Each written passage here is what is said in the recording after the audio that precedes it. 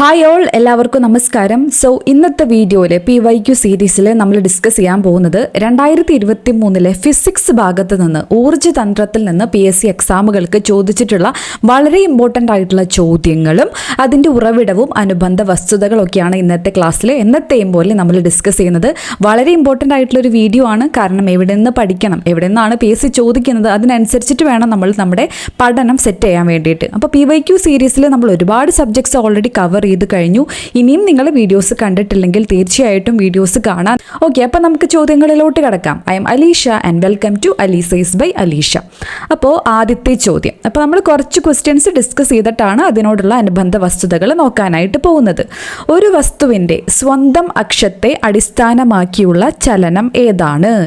സ്വന്തം അക്ഷത്തെ അടിസ്ഥാനമാക്കിയുള്ള ചലനം? അപ്പോൾ നമുക്കറിയാം, എന്തായാലും ഭൂമി സ്വന്തം അക്ഷത്തെ അടിസ്ഥാനമാക്കിയിട്ടാണ് കറങ്ങുന്നത് എന്ന് എപ്പോഴും നമ്മൾ കേൾക്കുന്നതാണ് അല്ലേ. അപ്പോൾ അതുകൂടെ കണക്ട് ചെയ്ത ഭൂമിയുടെ ഭ്രമണ ചലനം നമ്മൾ എപ്പോഴും കേൾക്കുന്നതാണ്. ഓപ്ഷൻ ബി ആണ് ഇവിടെ കറക്റ്റ് ആയിട്ടുള്ള ആൻസർ ആയിട്ട് വരുന്നത്. ഇനി അടുത്ത ചോദ്യം, ബഹിരാകാശ യാത്ര നടത്തിയ ആദ്യത്തെ ഇന്ത്യക്കാരൻ ആര്? ആരാണ്? Rakesh Sharma, Yuri Gagarin, Kalpana Chawla, Sunitha Williams. ആരാണ് ആൻസർ? രാകേഷ് ശർമ്മയാണ് ബഹിരാകാശ യാത്ര നടത്തിയ ആദ്യത്തെ ഇന്ത്യക്കാരൻ. അപ്പോൾ ബാക്കിയുള്ളവരുടെ പ്രത്യേകത എന്താണ്? ലോകത്തിൽ ആദ്യമായിട്ട് ബഹിരാകാശ യാത്ര നടത്തിയ വ്യക്തിയാണ് യൂറി ഗഗാറിൻ. ഇന്ത്യക്കാരനാണ് ആര്? രാകേഷ് ശർമ്മ. കൽപ്പന ചൗളയും സുനിത വില്യംസും ഒക്കെ രാകേഷ് ശർമ്മയ്ക്ക് ശേഷം ബഹിരാകാശ യാത്ര നടത്തിയ ഇന്ത്യക്കാരാണ്. ഓക്കെ, ഇനി അടുത്ത ചോദ്യം, പ്രകാശം ഒരു മാധ്യമത്തിൽ നിന്ന് സാന്ദ്രതാ വ്യത്യാസമുള്ള മറ്റൊരു മാധ്യമത്തിലേക്ക് കടക്കുമ്പോൾ അതിൻ്റെ പാതയ്ക്കുണ്ടാകുന്ന വ്യതിയാനമാണ്. അപ്പോൾ ഇതൊക്കെ ഈ ചോദ്യങ്ങളുടെയൊക്കെ സോഴ്സ് SCERT ടെക്സ്റ്റ് ബുക്കിൽ നിന്നാണ്. പല 7, 8, 9 ക്ലാസ്സുകാരുടെയൊക്കെ ടെക്സ്റ്റ് ബുക്കിൽ നിന്ന് വളരെ ക്ലിയർ ആയിട്ട് ചോദിച്ചിട്ടുള്ള ചോദ്യങ്ങളാണ്. അപ്പം പാതയ്ക്കുണ്ടാകുന്ന വ്യതിയാനമാണ് എന്ത്? വിസരണം, പ്രകീർണനം, പ്രതിപതനം, അപവർത്തനം. അപ്പോൾ പ്രകാശത്തിൻ്റെ എല്ലാ പ്രതിഭാസങ്ങളും വളരെയധികം ഇമ്പോർട്ടൻ്റ് ആണ്. പാതയ്ക്കുണ്ടാകുന്ന വ്യതിയാനമാണ് അപവർത്തനം അഥവാ റിഫ്രാക്ഷൻ. ഓക്കെ, ഇമ്പോർട്ടൻ്റ് ആണ്. അടുത്ത ചോദ്യം, ചുവടെ നൽകിയിരിക്കുന്നവയിൽ താപപ്രേഷണ രീതിയിൽ ഉൾപ്പെടാത്തത് ഏതാണ്? ചാലനം, സംവഹനം, വികിരണം. Conduction, convection and radiation. ഇതാണ് താപപ്രേഷണ രീതി അല്ലേ. അപ്പം അതിൽ ഉൾപ്പെടാത്തതാണ് ചോദ്യം. ഓപ്ഷൻ സി, ബാഷ്പീകരണമാണ് കറക്റ്റ് ആയിട്ടുള്ള ആൻസർ. ഇനി ഈ ഒരു ചാപ്റ്റർ ഉണ്ടല്ലോ, താപപ്രേഷണ രീതിയിൽ ഇമ്പോർട്ടൻ്റ് ആയിട്ട് ചോദ്യങ്ങൾ വരുന്ന വളരെ സിമ്പിൾ ആയിട്ടുള്ള ഒരു ചാപ്റ്ററാണ്. അപ്പോൾ ആ ചാപ്റ്റർ നമുക്കൊന്ന് നോക്കാം. അപ്പോൾ SCERT എക്സാമുകൾക്ക് പഠിക്കേണ്ട ആവശ്യകത ഈ ചാപ്റ്ററിൽ നിന്ന് വന്നിട്ടുള്ള ചോദ്യങ്ങൾ അനലൈസ് ചെയ്താൽ തന്നെ നമുക്ക് മനസ്സിലാവും. നമ്മൾ പലപ്പോഴും ശ്രദ്ധിക്കാതെ പോകുന്ന ചോദ്യങ്ങൾ, ഇപ്പോൾ കണ്ട ചോദ്യം കുറച്ചും കൂടെ സിമ്പിൾ ചോദ്യമാണ് അല്ലേ, പക്ഷേ പല ഓരോന്നിനും എക്സാമ്പിൾ ഈ ടെക്സ്റ്റ് ബുക്കിൽ തന്നെ കൊടുത്തിട്ടുണ്ട്. അതൊക്കെ എക്സാമിന് ചോദിച്ചിട്ടുണ്ട്. ഇനിയുള്ള ക്വസ്റ്റ്യൻസ് ഡിസ്കസ് ചെയ്യുമ്പോൾ നമുക്കത് മനസ്സിലാവും. അപ്പോൾ വളരെ ഇമ്പോർട്ടൻ്റ് ആയിട്ടുള്ളൊരു ചാപ്റ്ററാണ്. അടിസ്ഥാന ശാസ്ത്രം 7ാം ക്ലാസ്സുകാരുടെ ടെക്സ്റ്റ് ബുക്കാണ്. 7ാം ക്ലാസ്സുകാരുടെ അടിസ്ഥാന ശാസ്ത്രം 9ാമത്തെ ചാപ്റ്ററാണ് താപമൊഴുകുന്ന വഴികൾ. അപ്പോൾ നമുക്കിപ്പോൾ താപം ഭയങ്കര ചൂടത്താണല്ലേ നമ്മളിപ്പോൾ ഇരിക്കുന്നത്. അപ്പോൾ തിരുവനന്തപുരം, കൊച്ചി, പാലക്കാട് ആ സമയത്ത് ഈ ടെക്സ്റ്റ് ബുക്ക് ഇറക്കുന്ന സമയത്ത് താപനിലയൊക്കെ ഇവിടെ കൊടുത്തിട്ടുണ്ട്. അപ്പോൾ ഇപ്പോൾ നമുക്ക് ഇതിൻ്റെ ഇരട്ടിയായിട്ട് ഏകദേശം അത്രയ്ക്കധികം ചൂടാണെന്ന് വേണമെങ്കിൽ പറയാമല്ലേ. എനിവേസ് നമുക്ക് നോക്കാം ചൂടാക്കുമ്പോൾ എന്തൊക്കെയാണ് സംഭവിക്കുന്നത് എന്നൊക്കെ ഒരു എക്സാമ്പിൾ വെച്ച് വളരെ സിമ്പിളായിട്ട്. SCERT ടെക്സ്റ്റ് ബുക്കിൻ്റെ ഏറ്റവും പ്രത്യേകത എന്ന് പറയുമ്പോൾ വളരെ സിമ്പിളായിട്ടാണ് കാര്യങ്ങൾ കൊടുത്തിട്ടുള്ളത് അല്ലേ. ഇനി താപപ്രേഷണം വിവിധ രീതികൾ. അതിലാദ്യം തന്നെ പറയുന്നുണ്ട് ചാലനം, കണ്ടക്ഷൻ. അപ്പോൾ പ്രത്യേകം ശ്രദ്ധിക്കേണ്ടത്, ഇംഗ്ലീഷ് ടേംസ് ഫെമിലിയർ ആയിട്ടുള്ളവർ അല്ലെങ്കിൽ ഇംഗ്ലീഷ് മീഡിയത്തിൽ പഠിച്ചിട്ടുള്ളവർക്കൊക്കെ വളരെയധികം മാർക്ക് കുറയാൻ സാധ്യതയുള്ളൊരു മേഖലയാണ് ഫിസിക്സ്. സയൻസ് മൊത്തത്തിലും മാത്സും. കാരണം ഈ ടേംസ് തെറ്റിക്കാനുള്ള സാധ്യതയുണ്ട്. ഇത് കഴിഞ്ഞ LD ക്ലർക്ക് മെയിൻ എക്സാമിൽ വളരെ സിമ്പിളായിട്ടുള്ളൊരു ചോദ്യം ഇതുപോലെ ചോദിച്ചിട്ടുണ്ടായിരുന്നു. അത് തെറ്റിച്ച ഒരാളാണ് ഞാൻ. അതുകൊണ്ടാണ് ചിലപ്പോൾ ഞാൻ പറയുന്നത് കേൾക്കുമ്പോൾ, ഞാൻ മുന്നേയും പറഞ്ഞിട്ടുണ്ട്, വളരെ കോമഡി ആയിട്ട് തോന്നും. പക്ഷേ അങ്ങനെയല്ല. ഈ വേർഡ്സ് ഫെമിലിയർ അല്ലാത്തവർ, കണ്ടക്ഷൻ, കൺവെക്ഷൻ, റേഡിയേഷൻ എന്നിങ്ങനെ പഠിച്ചിട്ട് വന്നിട്ടുള്ള ആൾക്കാരെ സംബന്ധിച്ചിടത്തോളം ഈ വാക്കുകൾ ഓർത്തെടുക്കാനായിട്ട് ബുദ്ധിമുട്ടുണ്ടാവും. അതുകൊണ്ട് അത് ശ്രദ്ധിച്ചു പഠിക്കണം. കാരണം നമ്മൾ എത്ര ടഫായിട്ടുള്ളത് നമ്മൾ ശരിയാക്കിയാലും ഇങ്ങനെ വരുന്ന സിമ്പിൾ ആയിട്ടുള്ള സംഭവങ്ങൾ തെറ്റിച്ചു കഴിഞ്ഞാൽ അത് റാങ്ക് ലിസ്റ്റിൽ വളരെയധികം മാറ്റങ്ങൾ ഉണ്ടാക്കും. 1 മാർക്ക് അല്ലെങ്കിൽ 0.3 തന്നെ എത്ര അധികം റാങ്കാണ് ചേഞ്ച് ചെയ്യണേ എന്നുള്ളത് നിങ്ങൾക്ക് ഓരോരുത്തർക്കും അറിയാം. അതുകൊണ്ട് മലയാളം ടേംസ് ബുദ്ധിമുട്ടുള്ളവരെ നിർബന്ധമായിട്ടും വാക്കുകൾ റിപ്പീറ്റഡ്ലി പഠിക്കുക തന്നെ വേണം. ഓക്കെ, അപ്പോൾ കണ്ടക്ഷൻ, ചാലനം. എല്ലാ പദാർത്ഥങ്ങളും തന്മാത്രകളാൽ നിർമ്മിതമാണ് എന്നറിയാമോ. എന്നറിയാമല്ലോ. ഖരവസ്തുക്കളിലാണ് ചാലനം എന്നൊരു പ്രൊസീജിയർ താപപ്രേഷണം നടക്കുന്നത്. തന്മാത്രകൾ അടുത്തടുത്തായാണ് സ്ഥിതി ചെയ്യുന്നത്. അപ്പോൾ എങ്ങനെയാണ് കണ്ടക്ഷൻ എന്നുള്ളത് ഇമ്പോർട്ടൻ്റ് ആണ്. തൊട്ടടുത്തുള്ള തന്മാത്രകളിലേക്ക് കൈമാറ്റം ചെയ്യുന്നു. ഓക്കെ, ഒരു ഭാഗത്തുള്ള തന്മാത്രകൾ താപം സ്വീകരിച്ച് തൊട്ടടുത്തുള്ള തന്മാത്രകളിലേക്ക് കൈമാറ്റം ചെയ്യപ്പെടുന്നു. ഈ ഒരു രീതിയാണ് എന്ത്, ചാലനം എന്നറിയപ്പെടുന്നത്. അപ്പം ഇവിടെ തന്മാത്രകളുടെ യഥാർത്ഥത്തിലുള്ള സ്ഥാനമാറ്റം ഉണ്ടാകുന്നില്ല. ഈ സ്റ്റേറ്റ്മെൻ്റ് ഒക്കെ ഇമ്പോർട്ടൻ്റ് ആണ്, ചോദിച്ചിട്ടുള്ളതാണ് മുന്നേ. തന്മാത്രകളുടെ യഥാർത്ഥത്തിലുള്ള സ്ഥാനമാറ്റം ഉണ്ടാകുന്നില്ല. ഇത്തരത്തിൽ താപം പ്രേക്ഷണം ചെയ്യപ്പെടുന്ന രീതിക്കാണ് ചാലനം എന്ന് പറയുന്നത്. ഇനി അടുത്തതാണ് താപപ്രേഷണം ദ്രാവകങ്ങൾ എങ്ങനെയാണ്? അവിടെയാണ് സംവഹനം അതല്ലെങ്കിൽ കൺവെക്ഷൻ വരുന്നത്. കൺവെക്ഷൻ്റെ മലയാളമാണ് എന്ത്, സംവഹനം. തന്മാത്രകളുടെ സ്ഥാനമാറ്റം മുഖേന താപം പ്രേഷണം ചെയ്യപ്പെടുന്ന രീതിയാണ് സംവഹനം. ഇപ്പോൾ ലിക്വിഡിൽ ആണെങ്കിൽ എങ്ങനെയാണെന്നുള്ളതാണ്. ഓക്കെ, അപ്പോൾ ഒരു ഭാഗത്ത് ഇപ്പോൾ വെള്ളം നമ്മൾ ചൂടാക്കുകയാണ്, എന്തോ ഒരു ലിക്വിഡ് നമ്മൾ ചൂടാക്കുകയാണെന്നുണ്ടെങ്കിൽ ആ മോളിക്യൂൾസ് ചൂടായതിന് ശേഷം സ്ഥാനമാറ്റം സംഭവിച്ചിട്ടാണ് താപം സംപ്രേഷണം ചെയ്യപ്പെടുന്നത്. അപ്പം അങ്ങനെ സംഭവിക്കുകയാണെങ്കിൽ ലിക്വിഡിലൊക്കെയാണ് അങ്ങനെ സംഭവിക്കുന്നത് അല്ലേ. അപ്പം അങ്ങനെ സംഭവിക്കുകയാണെങ്കിൽ അതാണ് എന്ത്, കൺവെക്ഷൻ എന്ന് പറയുന്നത്, സംവഹനം എന്ന് പറയുന്നത്. ഇപ്പം സ്ഥാനമാറ്റം ഉണ്ടാവുന്നുണ്ട്. അപ്പം നമ്മൾ ആദ്യം നോക്കിയത് ചാലനം അഥവാ കണ്ടക്ഷനിലാണെങ്കിൽ സ്ഥാനമാറ്റം സംഭവിക്കുന്നില്ല. അപ്പോൾ ചാലനം നോക്കി, സംവഹനം നോക്കി. ഇനി അടുത്തത് എന്താണ്, വികിരണം. ഇപ്പോൾ സൗരവികിരണം. ഇപ്പോൾ സൂര്യവികിരണം ഏൽക്കാണ്ടിരിക്കാൻ വേണ്ടിയിട്ട് നമ്മൾ പ്രത്യേകം ശ്രദ്ധിക്കണം, എസ്പെഷ്യലി ചൂട് കാലത്ത് എന്നൊക്കെ നമ്മൾ ന്യൂസിൽ കാണാറുണ്ട് അല്ലേ. സോ ഇനി എന്താണ്, അടുത്തതാണ് റേഡിയേഷൻ അല്ലെങ്കിൽ വികിരണം. മാധ്യമത്തിൻ്റെ സഹായമില്ലാതെ തന്നെ. അപ്പോൾ നമ്മൾ ആലോചിക്കുക, സൂര്യനിൽ നിന്ന് ഡയറക്റ്റ് റേഡിയേഷൻ വരാറുണ്ട് അല്ലേ, അതിൻ്റെ ഇടയിൽ എന്തെങ്കിലും മീഡിയമോ എന്തെങ്കിലും മാധ്യമോ ഉണ്ടോ എന്നൊന്നുമില്ല അല്ലേ. അപ്പോൾ അങ്ങനെ വെച്ച് കണക്ട് ചെയ്താൽ മതി. മാധ്യമത്തിൻ്റെ സഹായമില്ലാതെ തന്നെ താപം പ്രേഷണം ചെയ്യപ്പെടുന്ന രീതിക്ക് വികിരണം എന്ന് പറയുന്നു. ഓക്കെ, മിനുസമുള്ള പ്രതലം വികിരണ താപത്തെ പ്രതിപദിക്കും. അപ്പോൾ ഇതൊക്കെ സ്റ്റേറ്റ്മെൻറ്റിൽ ചോദിക്കാറുള്ളതാണ്, ഇമ്പോർട്ടൻ്റ് ആണ്. അപ്പോൾ ഇത് മൂന്നുമാണ് ഏറ്റവും ഇമ്പോർട്ടൻ്റ് ആയിട്ട്. ഓരോ സ്റ്റേറ്റ്മെൻറ്റും ഓരോന്നും തമ്മിലുള്ള വ്യത്യാസമൊക്കെ ഇമ്പോർട്ടൻ്റ് ആണ്. ചാലനം എവിടെയാണ്, ഖരപദാർത്ഥങ്ങളിലാണ് അല്ലേ. അപ്പോൾ സംവഹനമാണെങ്കിൽ ദ്രാവകങ്ങളിലും വാതകങ്ങളിലുമാണ്. അപ്പോൾ ഓരോന്നിൻ്റെയും പിന്നെ പ്രത്യേകത എന്താണ്, ഇവിടെ സ്ഥാനമാറ്റം ഇല്ലാതെയാണ് വസ്തുവിൻ്റെ ഒരറ്റത്ത് മറ്റേ അറ്റത്തേക്ക് താപം പ്രേഷണം ചെയ്യപ്പെടുന്ന രീതിയാണ് ചാലനം. സംവഹനം എന്ന് പറയുമ്പോൾ എന്താണ്, തന്മാത്രകളുടെ യഥാർത്ഥ സ്ഥാനമാറ്റം മുഖേനയാണ്. വികിരണം എന്ന് പറയുമ്പോൾ എന്താണ്, മാധ്യമത്തിൻ്റെ സഹായമില്ലാതെ. വികിരണം എന്ന് കേൾക്കുമ്പോൾ അപ്പോൾ സൗരവികിരണം, സണ്ണിൻ്റെ റേഡിയേഷൻ ആലോചിക്കുക. അപ്പോൾ വളരെ ഈസി ആയിട്ട് നമുക്കത് ഓർത്തിരിക്കാനായിട്ട് പറ്റും. അപ്പോൾ ഇത് ഡീറ്റെയിൽ ആയിട്ട് ഇത്രയും പറയുന്നത്, റിലേറ്റഡ് ഫാക്ട്സ് ഡീറ്റെയിൽ ആയിട്ട് പറയണം, റിവിഷനും കൂടെ ഹെൽപ്ഫുൾ ആണ് എന്ന് ഒരുപാട് പേര് കമൻറ്റ് ചെയ്യുന്നത് കൊണ്ടാണ്. പിന്നെ ഇവിടെ എക്സാമ്പിൾസിൽ നമുക്കിവിടെ കാണാനായിട്ട് പറ്റും. അപ്പോൾ ടെക്സ്റ്റ് ബുക്ക് വായിക്കുമ്പോൾ എക്സാമ്പിൾസ് അടക്കം വളരെ കൃത്യമായിട്ട് പഠിക്കണം. അപ്പോൾ വികിരണം വഴി താപം പ്രസരണം ചെയ്യപ്പെടുന്ന ചില സന്ദർഭങ്ങൾ നോക്കൂ എന്ന് പറഞ്ഞിട്ട് ഇവിടെ കൊടുത്തിട്ടുണ്ട് അല്ലേ. പ്രകാശിച്ചുകൊണ്ടിരിക്കുന്ന വൈദ്യുത ബൾബിൽ നിന്ന് താപം താഴെ എത്തുന്നത്. ഓക്കെ, അപ്പോൾ വൈദ്യുത ബൾബിൽ ഏത് രീതിയിലാണ്, റേഡിയേഷൻ അല്ലെങ്കിൽ വികിരണം വഴിയാണ്. ഇതൊക്കെ ചോദിക്കാറുണ്ട്, ചോദിച്ചിട്ടുണ്ട്. ഇൻക്യുബേറ്ററിൽ മുട്ട വിരിയിക്കുന്നത്, ഇത് കഴിഞ്ഞ വർഷം നമ്മളിപ്പോൾ ക്വസ്റ്റ്യൻ പേപ്പറിൽ ചോദിച്ചിട്ടുള്ളൊരു ചോദ്യമാണ്. ഇൻക്യുബേറ്ററിൽ മുട്ട വിരിയിക്കുന്നത് ഏത് തരത്തിലുള്ള താപപ്രേഷണമാണെന്ന്. അതൊക്കെ ഏതാണ്, വികിരണമാണ്. തീ കായുമ്പോൾ നമുക്ക് താപം ലഭിക്കുന്നത്, ഇതൊക്കെ എന്തിന് എക്സാമ്പിളാണ്, വികിരണത്തിന് എക്സാമ്പിളാണ്. ഓക്കെ, അപ്പോൾ ശ്രദ്ധിച്ച് എക്സാമ്പിൾ അടക്കം പഠിക്കുക. ഓക്കെ, അപ്പോൾ നമ്മൾ മുന്നത്തെ ഒരു വീഡിയോയിൽ അപ്ഗ്രേഡ് PSCയുടെ ടെസ്റ്റ് സീരീസിനെ പറ്റിയിട്ട് പറഞ്ഞിട്ടുണ്ടായിരുന്നു. അപ്പോൾ ഒരുപാട് പേർക്ക് കുറച്ച് സംശയങ്ങൾ അതിനെക്കുറിച്ചിട്ടുണ്ട്. അപ്പോൾ അതൊന്ന് ക്ലാരിഫൈ ചെയ്യാമെന്ന് വിചാരിച്ചു. LD ക്ലർക്കിന് വേണ്ടിയിട്ടുള്ള ടെസ്റ്റ് സീരീസാണ് അപ്ഗ്രേഡ് PSCയുടെ നേതൃത്വത്തിൽ നടത്തുന്ന ഈ ഒരു ടെസ്റ്റ് സീരീസ്. അപ്പോൾ ഇതിൽ ക്ലാസ്സുകൾ അവൈലബിൾ ആണോ, ക്ലാസ് ഉണ്ടോ എന്നൊക്കെ ചോദിച്ചിട്ടുണ്ടായിരുന്നു. ക്ലാസ് അല്ല, ഇതൊരു ടെസ്റ്റ് സീരീസ് ആണെന്നുള്ളത് അറിഞ്ഞിരിക്കുക. പിന്നെ ഇതിനെക്കുറിച്ച് എന്തെങ്കിലും ഡൗട്ടുകൾ ഉണ്ടെങ്കിൽ ഒരുപാട് പേര് കമൻറ്റ് ചെയ്ത് ചോദിക്കുന്നുണ്ട്. അപ്പോൾ കമൻറ്റിന് ഞാൻ കാണുന്നതൊക്കെ എനിക്ക് റിപ്ലൈ ചെയ്യാനായിട്ട് പറ്റും. അതല്ലെങ്കിൽ ഈ ഒരു നമ്പറിൽ കോൺടാക്റ്റ് ചെയ്യുകയാണെങ്കിൽ, ഇവിടെ കണ്ടോ, ഇവിടെ ഒരു നമ്പർ കൊടുത്തിട്ടുണ്ട്. ഈ സ്കെഡ്യൂൾ നമ്മുടെ ടെലിഗ്രാം ചാനലിൽ ഓൾറെഡി ഷെയർ ചെയ്തിട്ടുണ്ട്. അപ്പോൾ ഈ നമ്പറിൽ കോൺടാക്റ്റ് ചെയ്യുകയാണെങ്കിൽ നിങ്ങൾക്ക് എന്തെങ്കിലും ഡൗട്ട് ഉണ്ടെങ്കിൽ അപ്പോൾ തന്നെ ആൻസർ ലഭിക്കാനായിട്ട് പറ്റും. ഓക്കെ, പിന്നെ ഇതിൽ നമ്മൾ ശ്രദ്ധിക്കേണ്ട കാര്യം, ടെസ്റ്റ് സീരീസ് ആണ് നമ്മൾ പറഞ്ഞു. 100ഓളം ടെസ്റ്റ് സീരീസ് ആണ് ഈ ഒരു സീരീസിൻ്റെ അകത്ത് വരുന്നത്. അപ്പോൾ ചാപ്റ്റർ വൈസ് ആണ്. അതായത് മെയ് 1-ാം തീയതി ഓൾറെഡി ഒരു ടെസ്റ്റ് സീരീസ് തുടങ്ങി. അപ്പോൾ ഇനിയും നിങ്ങൾക്ക് ചേരാനായിട്ട് താല്പര്യം ഉണ്ടെങ്കിൽ പെട്ടെന്ന് തന്നെ അഡ്മിഷൻ എടുക്കാൻ നിങ്ങൾ ആഗ്രഹിക്കുന്നുണ്ടെങ്കിൽ പെട്ടെന്ന് തന്നെ അഡ്മിഷൻ എടുക്കുക. കാരണം ഒരുപാട് ഡിലേ വരുത്തുന്നതിനേക്കാൾ നല്ലത് ഏറ്റവും പെട്ടെന്ന് ജോയിൻ ചെയ്യുകയാണെങ്കിൽ പെട്ടെന്ന് നമുക്ക് പഠിച്ചെടുത്ത് പോകാനായിട്ട് പറ്റും. അപ്പോൾ ഒരു ദിവസം ഇപ്പോൾ 1-ാം തീയതി ആണെങ്കിൽ 2 ചാപ്റ്ററാണ് നമുക്ക് SCRT വായിക്കാനുള്ളത്. അപ്പോൾ ഓൾറെഡി SCRT ചാപ്റ്റേഴ്സ് വായിച്ചിട്ടുള്ളവരാണെങ്കിൽ ക്വസ്റ്റ്യൻസ് മാത്രം അറ്റൻഡ് ചെയ്ത് നോക്കുക, അതല്ലെങ്കിൽ വായിച്ചിട്ട് ക്വസ്റ്റ്യൻസ് അറ്റൻഡ് ചെയ്ത് നോക്കുക. ഓക്കെ, അപ്പം 10 മണിക്ക് 4 മണിക്ക് ഇങ്ങനെയാണ് 2 സ്ലോട്ടിലായിട്ടാണ് ഒരു ദിവസം ക്വസ്റ്റ്യൻസ് ഇടുന്നത്. PDF ഫോമാറ്റിൽ ഒരു ക്ലോസ്ഡ് ടെലഗ്രാം ചാനലിലാണ്. അതുകൊണ്ട് തന്നെ ആ സമയത്ത് പറയുന്ന സമയത്ത് നിങ്ങൾക്ക് അറ്റൻഡ് ചെയ്യാനായിട്ട് പറ്റിയിട്ടില്ലെങ്കിലും പിന്നെ എപ്പോഴെങ്കിലും ആയാലും നിങ്ങളുടെ സമയാനുസരണം അറ്റൻഡ് ചെയ്യാനായിട്ട് പറ്റും. അപ്പോൾ ഇനിയും നിങ്ങൾ ജോയിൻ ചെയ്യാനായിട്ട് ആഗ്രഹിക്കുന്നുണ്ടെങ്കിൽ മുന്നത്തെ ടെസ്റ്റുകളൊക്കെ അവിടെ ഓൾറെഡി അവൈലബിൾ ആണ്, നിങ്ങൾക്ക് ചെയ്ത് നോക്കാനുള്ള ഓപ്പർച്യൂണിറ്റി ഉണ്ടായിരിക്കും. ഓക്കെ, പിന്നെ ഷെഡ്യൂളൊക്കെ നിങ്ങൾക്ക് കറക്റ്റായിട്ട് വായിച്ചു നോക്കാം. എന്തൊക്കെയാണ് വായിക്കേണ്ടത്, ഏതൊക്കെ SCRT ചാപ്റ്റേഴ്സ് ആണ് കവർ ചെയ്യേണ്ടത് എന്നൊക്കെ ഈ ഒരു ടെസ്റ്റ് സീരീസിൻ്റെ സ്കെഡ്യൂളിൽ തന്നെ നല്ലൊരു ഐഡിയ ലഭിക്കും. പിന്നെ ഒരുപാട് പേര് ചോദിച്ചതാണ് SCRT പോർഷൻ്റെ മാത്രമാണോ ടെസ്റ്റ് സീരീസ്, അതല്ലാണ്ടുണ്ടോ എന്ന്. അപ്പോൾ ചോദ്യങ്ങൾ ഇടുമ്പോൾ SCRTയും NCERT ഫാക്ട്സും PYQ ഒക്കെ ഇൻക്ലൂഡ് ചെയ്തിട്ടാണ് ക്വസ്റ്റ്യൻസ് തയ്യാറാക്കിയിട്ടുള്ളത്.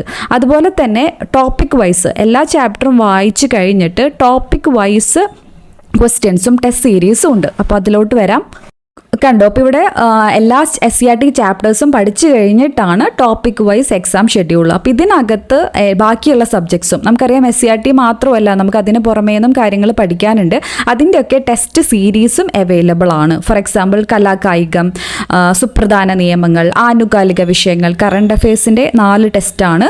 അതുപോലെ ഇംഗ്ലീഷ്, മാത്സ്, പ്രാദേശിക ഭാഷകളുടെയൊക്കെ ടെസ്റ്റ് ടോപ്പിക് വൈസ് ടെക്സ്റ്റിൽ അവൈലബിൾ ആണ്. പിന്നെ ഇത് ടെസ്റ്റ് സീരീസ് ആണ്. ഇതിനെല്ലാത്തിനും കൂടെ 399 രൂപയാണ്. അപ്പോൾ ഒരുപാട് പേര് ഇതുപോലെ മറ്റൊരു ഡൗട്ട് ചോദിച്ചുള്ളത് മന്ത്ലി പേയ്മെൻ്റ് ആണോ, 399 അല്ല, എല്ലാ ടെസ്റ്റ് സീരീസിനും കൂടിയിട്ടാണ് 399 രൂപ. ഓക്കെ, അപ്പം അത് കഴിഞ്ഞിട്ടാണ് full mock test 5 full mock test ആണ്. ഇതിനെല്ലാത്തിൻ്റെ റേറ്റ് ആണ് 399 എന്ന് പറയുന്നത്. അപ്പോൾ ഇതിൽ നിങ്ങൾ ജോയിൻ ചെയ്യാനായിട്ട് ആഗ്രഹിക്കുന്നുണ്ടെങ്കിൽ 399 രൂപ ട്രാൻസ്ഫർ ചെയ്യേണ്ട നമ്പർ ഞാൻ ഈ വീഡിയോയുടെ താഴെ കൊടുത്തേക്കാം. ആ നമ്പറിലോട്ട് ട്രാൻസ്ഫർ ചെയ്തിട്ട് മോട്ടീവ് മൈൻഡ് എന്ന് പറയുന്ന ഒരു ടെലഗ്രാം ID-യിലോട്ടാണ് സ്ക്രീൻഷോട്ട് അയക്കേണ്ടത്. അപ്പോൾ ഒരുപാട് പേര് ഈ ടെലഗ്രാം ID സെർച്ച് ചെയ്തിട്ട് കിട്ടുന്നില്ല എന്ന് പറഞ്ഞു. അപ്പോൾ ഏറ്റവും ഈസി ആയിട്ടുള്ള ഒരു മെത്തേഡ്, ഈ അപ്ഗ്രേഡ് PSCയുടെ തന്നെ ടെലഗ്രാം ചാനലുണ്ട്. ഓക്കെ, അപ്ഗ്രേഡ് PSCയുടെ തന്നെ ടെലഗ്രാം ചാനലുണ്ട്. ഈ വീഡിയോയുടെ താഴെ നമ്മുടെ കമൻറ്റ് ബോക്സിലും ഡിസ്ക്രിപ്ഷനിലൊക്കെ അപ്ഗ്രേഡ് PSCയുടെ ടെലഗ്രാം ചാനലിൻ്റെ ലിങ്ക് കൊടുത്തേക്കാം. അപ്പോൾ ആ ടെലഗ്രാം ചാനലിൽ നിങ്ങൾ കയറി നോക്കുകയാണെങ്കിൽ അവിടെ ഈ മോട്ടീവ് മൈൻഡും അല്ലെങ്കിൽ ഏതൊക്കെ ലിങ്കുകളാണോ അല്ലെങ്കിൽ ഈ പറഞ്ഞ എൻ്റയർ പ്രൊസീജിയർ വളരെ ഡീറ്റെയിൽ ആയിട്ട് നിങ്ങൾക്ക് കാണാനായിട്ട് പറ്റും. അപ്പോൾ ആ ഒരു ടെലഗ്രാം ചാനലിൽ തന്നെ നോക്കുകയാണെങ്കിൽ നമുക്ക് ക്ലിക്ക് ചെയ്യുമ്പോൾ കറക്റ്റ് ID-യിലോട്ട് പോകും. അതല്ലാണ്ട് നമ്മൾ സെർച്ച് ചെയ്യുമ്പോൾ ഒരുപാട് പേർക്ക് അത് കിട്ടുന്നില്ല എന്നുള്ളൊരു പരാതി ഉള്ളത് കൊണ്ടാണ് ഇങ്ങനെ അപ്ഗ്രേഡ് PSCയുടെ ടെലഗ്രാം ചാനൽ ത്രൂ നിങ്ങൾ നോക്കുകയാണെങ്കിൽ എല്ലാ ഈ പറയുന്ന കാര്യങ്ങളൊക്കെ, ഫോൺ നമ്പർ ഏതാണ്, എവിടെയാണ് കോൺടാക്ട് ചെയ്യേണ്ടത്, പിന്നെ ഒരുപാട് പേരുടെ ഫീഡ്ബാക്ക്, ഈ ടെസ്റ്റ് സീരീസ് എടുത്തിട്ടുള്ളവരുടെ ഫീഡ്ബാക്ക്, അതുപോലെ തന്നെ ബാക്കി കാര്യങ്ങളൊക്കെ നിങ്ങൾക്ക് കാണാനായിട്ട് പറ്റും. ഓക്കെ, ഇനി അടുത്ത ചോദ്യം നോക്കാം. മനുഷ്യനെ കേൾക്കാൻ കഴിയുന്ന ശബ്ദത്തിൻ്റെ ആവൃത്തിയുടെ താഴ്ന്ന പരിധി ആണ് 5 hertz, 200 hertz, 20 hertz, 40 hertz. 20 hertz ആണ് അല്ലേ. 20 ഹെർട്സ് ടു 20 കിലോ ഹെർട്സ് ആണ് മനുഷ്യന് കേൾക്കാൻ കഴിയുന്ന ശബ്ദത്തിൻ്റെ ആവൃത്തിയുടെ പരിധി എന്ന് പറയുന്നത്. അപ്പോൾ താഴ്ന്ന പരിധി എന്ന് പറയുന്നത് 20 ഹെർട്സ് ആണ് കറക്റ്റ് ആയിട്ടുള്ള ആൻസർ. അടുത്തത് പ്രവൃത്തിയുടെ യൂണിറ്റ്. പ്രവൃത്തിയുടെ യൂണിറ്റ് എന്താണ്? Joule, newton, watt, metre. പ്രവൃത്തിയുടെ യൂണിറ്റ് എന്ന് പറയുന്നത് ജൂൾ ആണല്ലേ. ഓപ്ഷൻ A ആണ് കറക്റ്റ് ആയിട്ടുള്ള ആൻസർ. അപ്പോൾ നമ്മൾ യൂണിറ്റ് നോക്കുമ്പോൾ അടിസ്ഥാനമായിട്ടുള്ള യൂണിറ്റുകൾ എന്ന് പറയുന്നത് 7 എണ്ണമാണ്. ബാക്കിയുള്ളത് അതിൽ നിന്ന് ഡിറൈവ് ചെയ്യുന്ന യൂണിറ്റുകളാണ്. ഓക്കെ, അപ്പോൾ അടിസ്ഥാന അളവുകൾ എത്ര എണ്ണമാണ്? അടിസ്ഥാന SI യൂണിറ്റുകൾ എന്ന് പറയുന്നത് 7 എണ്ണമാണ്. SCRT-യിലുള്ള ഒരു ബോക്സ് ആണിത്. നീളം, മാസ്, സമയം, വൈദ്യുത പ്രവാഹ തീവ്രത, താപനില, പദാർത്ഥത്തിൻ്റെ അളവ്, പ്രകാശ തീവ്രത. അപ്പോൾ ഇതിൽ എപ്പോഴും സാധാരണയായിട്ട് തെറ്റിക്കാൻ സാധ്യതയുള്ള ഒന്നാണ് മാസാണ് അടിസ്ഥാന അളവുകളിൽ വരുന്നത്. മാസ് അഥവാ പിണ്ഡം. വെയിറ്റ് അല്ലെങ്കിൽ ഭാരം എന്ന് പറയുന്നത് അടിസ്ഥാന അളവുകളിൽ വരുന്നതല്ല. അപ്പം പിണ്ഡവും ഭാരവും തമ്മിലുള്ള വ്യത്യാസം അറിയാവുന്ന പ്രതീക്ഷിക്കുന്നു. അപ്പം മാസാണ് കിലോഗ്രാം. ഇതിൻ്റെ എന്താണ് വെയിറ്റ് എന്ന് പറയുമ്പോൾ അല്ലെങ്കിൽ ഭാരം എന്ന് പറയുമ്പോൾ അത് മാസ് ഇൻറ്റു ആക്സിലറേഷൻ ആണ്. Kilogram into metre per second square ആണ്, അതായത് ന്യൂട്ടൺ ആണ്. അപ്പോൾ വെയിറ്റ് അല്ലെങ്കിൽ ഭാരത്തിൻ്റെ യൂണിറ്റ് എന്ന് പറയുന്നത് ന്യൂട്ടൺ ആണ്. അത് അടിസ്ഥാന അളവുകളിൽ വരുന്നതല്ല. അപ്പോൾ അത് കുറേ പേര് തെറ്റിക്കാറുള്ളത് കൊണ്ട് പ്രത്യേകം എടുത്തു പറയുന്നത് മാത്രം.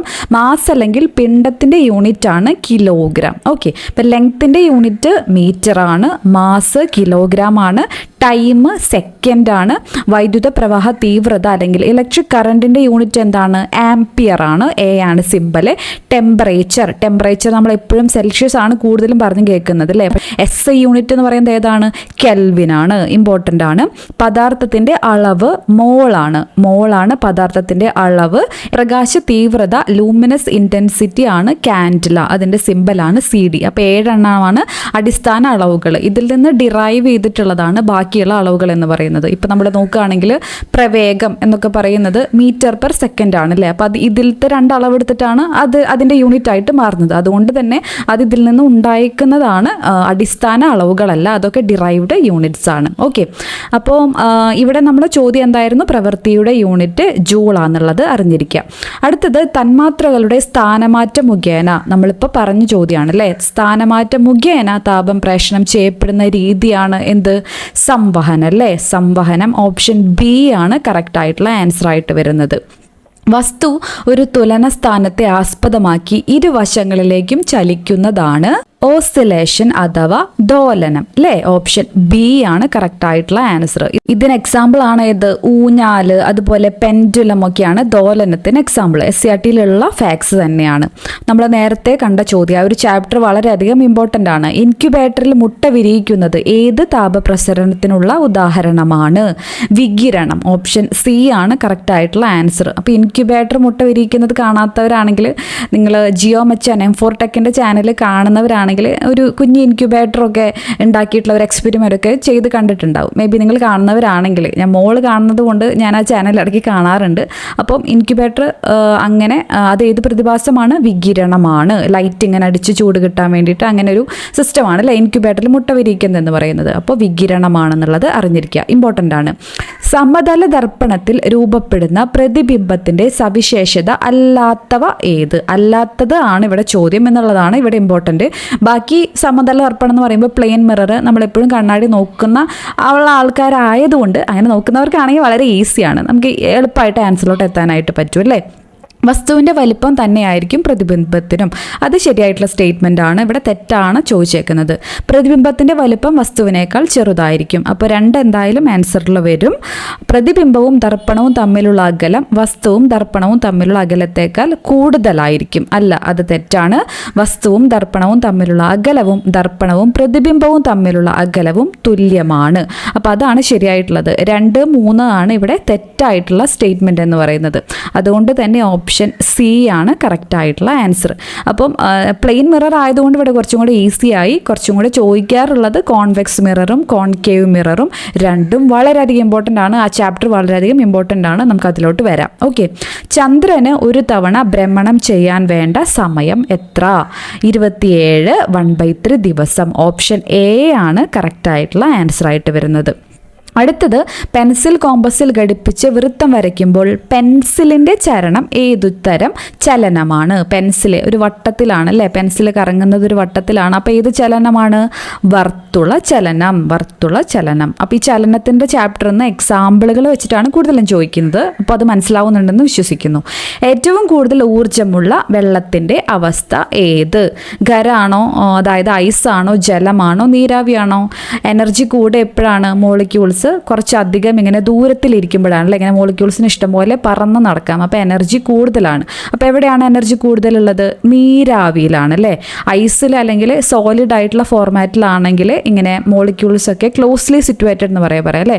ഏറ്റവും അടുത്തടുത്താണ് മോളിക്യൂൾസ് ഒക്കെ ഇരിക്കുന്നത്. ജലമാവുമ്പോൾ കുറച്ചും കൂടെ ഫ്രീ ആയിട്ടിരിക്കും. നീരാവി ആവുമ്പോൾ മോളിക്യൂൾസ് ഒക്കെ ഇങ്ങനെ വളരെ ഫ്രീ ആയിട്ടാണ് ഇരിക്കുന്നത്. അതുകൊണ്ട് തന്നെ അവിടെ എനർജി കൂടുതലാണ്. അപ്പോൾ നീരാവിയാണ് ഇവിടെ കറക്റ്റ് ആയിട്ടുള്ള ആൻസർ. ഇതൊക്കെ എക്സാമ്പിളായിട്ട് SCRTയിൽ പറയുന്ന ഫാക്ട്സ് ആണ്.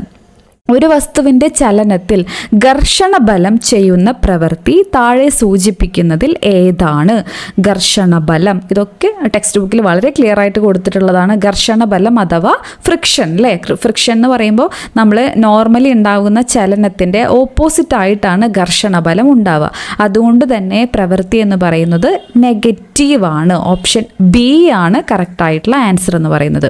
അടുത്ത ചോദ്യം, ഭൂമിയിൽ നിന്നും ഒരു വസ്തുവിന് നൽകേണ്ട പാലായന പ്രവേഗം അഥവാ എസ്കേപ്പ് വെലോസിറ്റി. പാലായന പ്രവേഗം താഴെ സൂചിപ്പിക്കുന്നതിൽ ഏതൊക്കെയായി ബന്ധപ്പെട്ടിരിക്കുന്നു? വസ്തുവിൻ്റെ മാസ്, ഭൂമിയുടെ മാസ്, വസ്തുവിൻ്റെ ആരം, ഭൂമിയുടെ ആരം ഏതൊക്കെയുമായിട്ടാണ് ബന്ധപ്പെട്ടിരിക്കുന്നത് എന്നുള്ളതാണ് ഇവിടെ ചോദ്യമായിട്ട് വന്നേക്കുന്നത്. അപ്പോൾ ഇത് സത്യം പറഞ്ഞാൽ വളരെ സിമ്പിൾ ആയിട്ടുള്ളൊരു ചോദ്യമാണ്. നമ്മൾ ഭൂമിയിൽ നിന്നും ഒരു വസ്തുവിൻ്റെ ഭൂമിയുടെ എസ്കേപ്പ് വെലോസിറ്റി എത്രയാണെന്നുള്ളത് നമ്മൾ ബൈ ഹാർട്ട് പഠിക്കുന്നതാണ് അല്ലേ. എത്രയാണത്? 11.2 കിലോമീറ്റർ പെർ സെക്കൻഡ് ആണ്. 11.2 കിലോമീറ്റർ പെർ സെക്കൻഡ് ആണ്. അത് ഇമ്പോർട്ടൻ്റ് ആണ്. ആ ഒരു നമ്പർ ചോദിക്കാറുണ്ട് അല്ലേ. അപ്പോൾ അങ്ങനെ ഒരു കോൺസ്റ്റൻറ്റ്, അങ്ങനെ ഒരു ഫിക്സ്ഡ് നമ്പർ നമുക്ക് കിട്ടണമെങ്കിൽ അത് വസ്തുവിൻ്റെ മാസിനെ ഡിപ്പെൻഡ് ചെയ്ത് അതെന്തായാലും നമുക്ക് അങ്ങനെ ഒരു കോൺസ്റ്റൻ്റ് ആയിട്ടുള്ള ഒരു നമ്പർ ആവില്ല അല്ലേ. വസ്തുവിൻ്റെ മാസ് എന്ന് പറയുമ്പോൾ വ്യത്യാസം വരാം. അപ്പോൾ അതിനനുസരിച്ച് ആ വാല്യൂവിനും വ്യത്യാസം വരും അല്ലേ.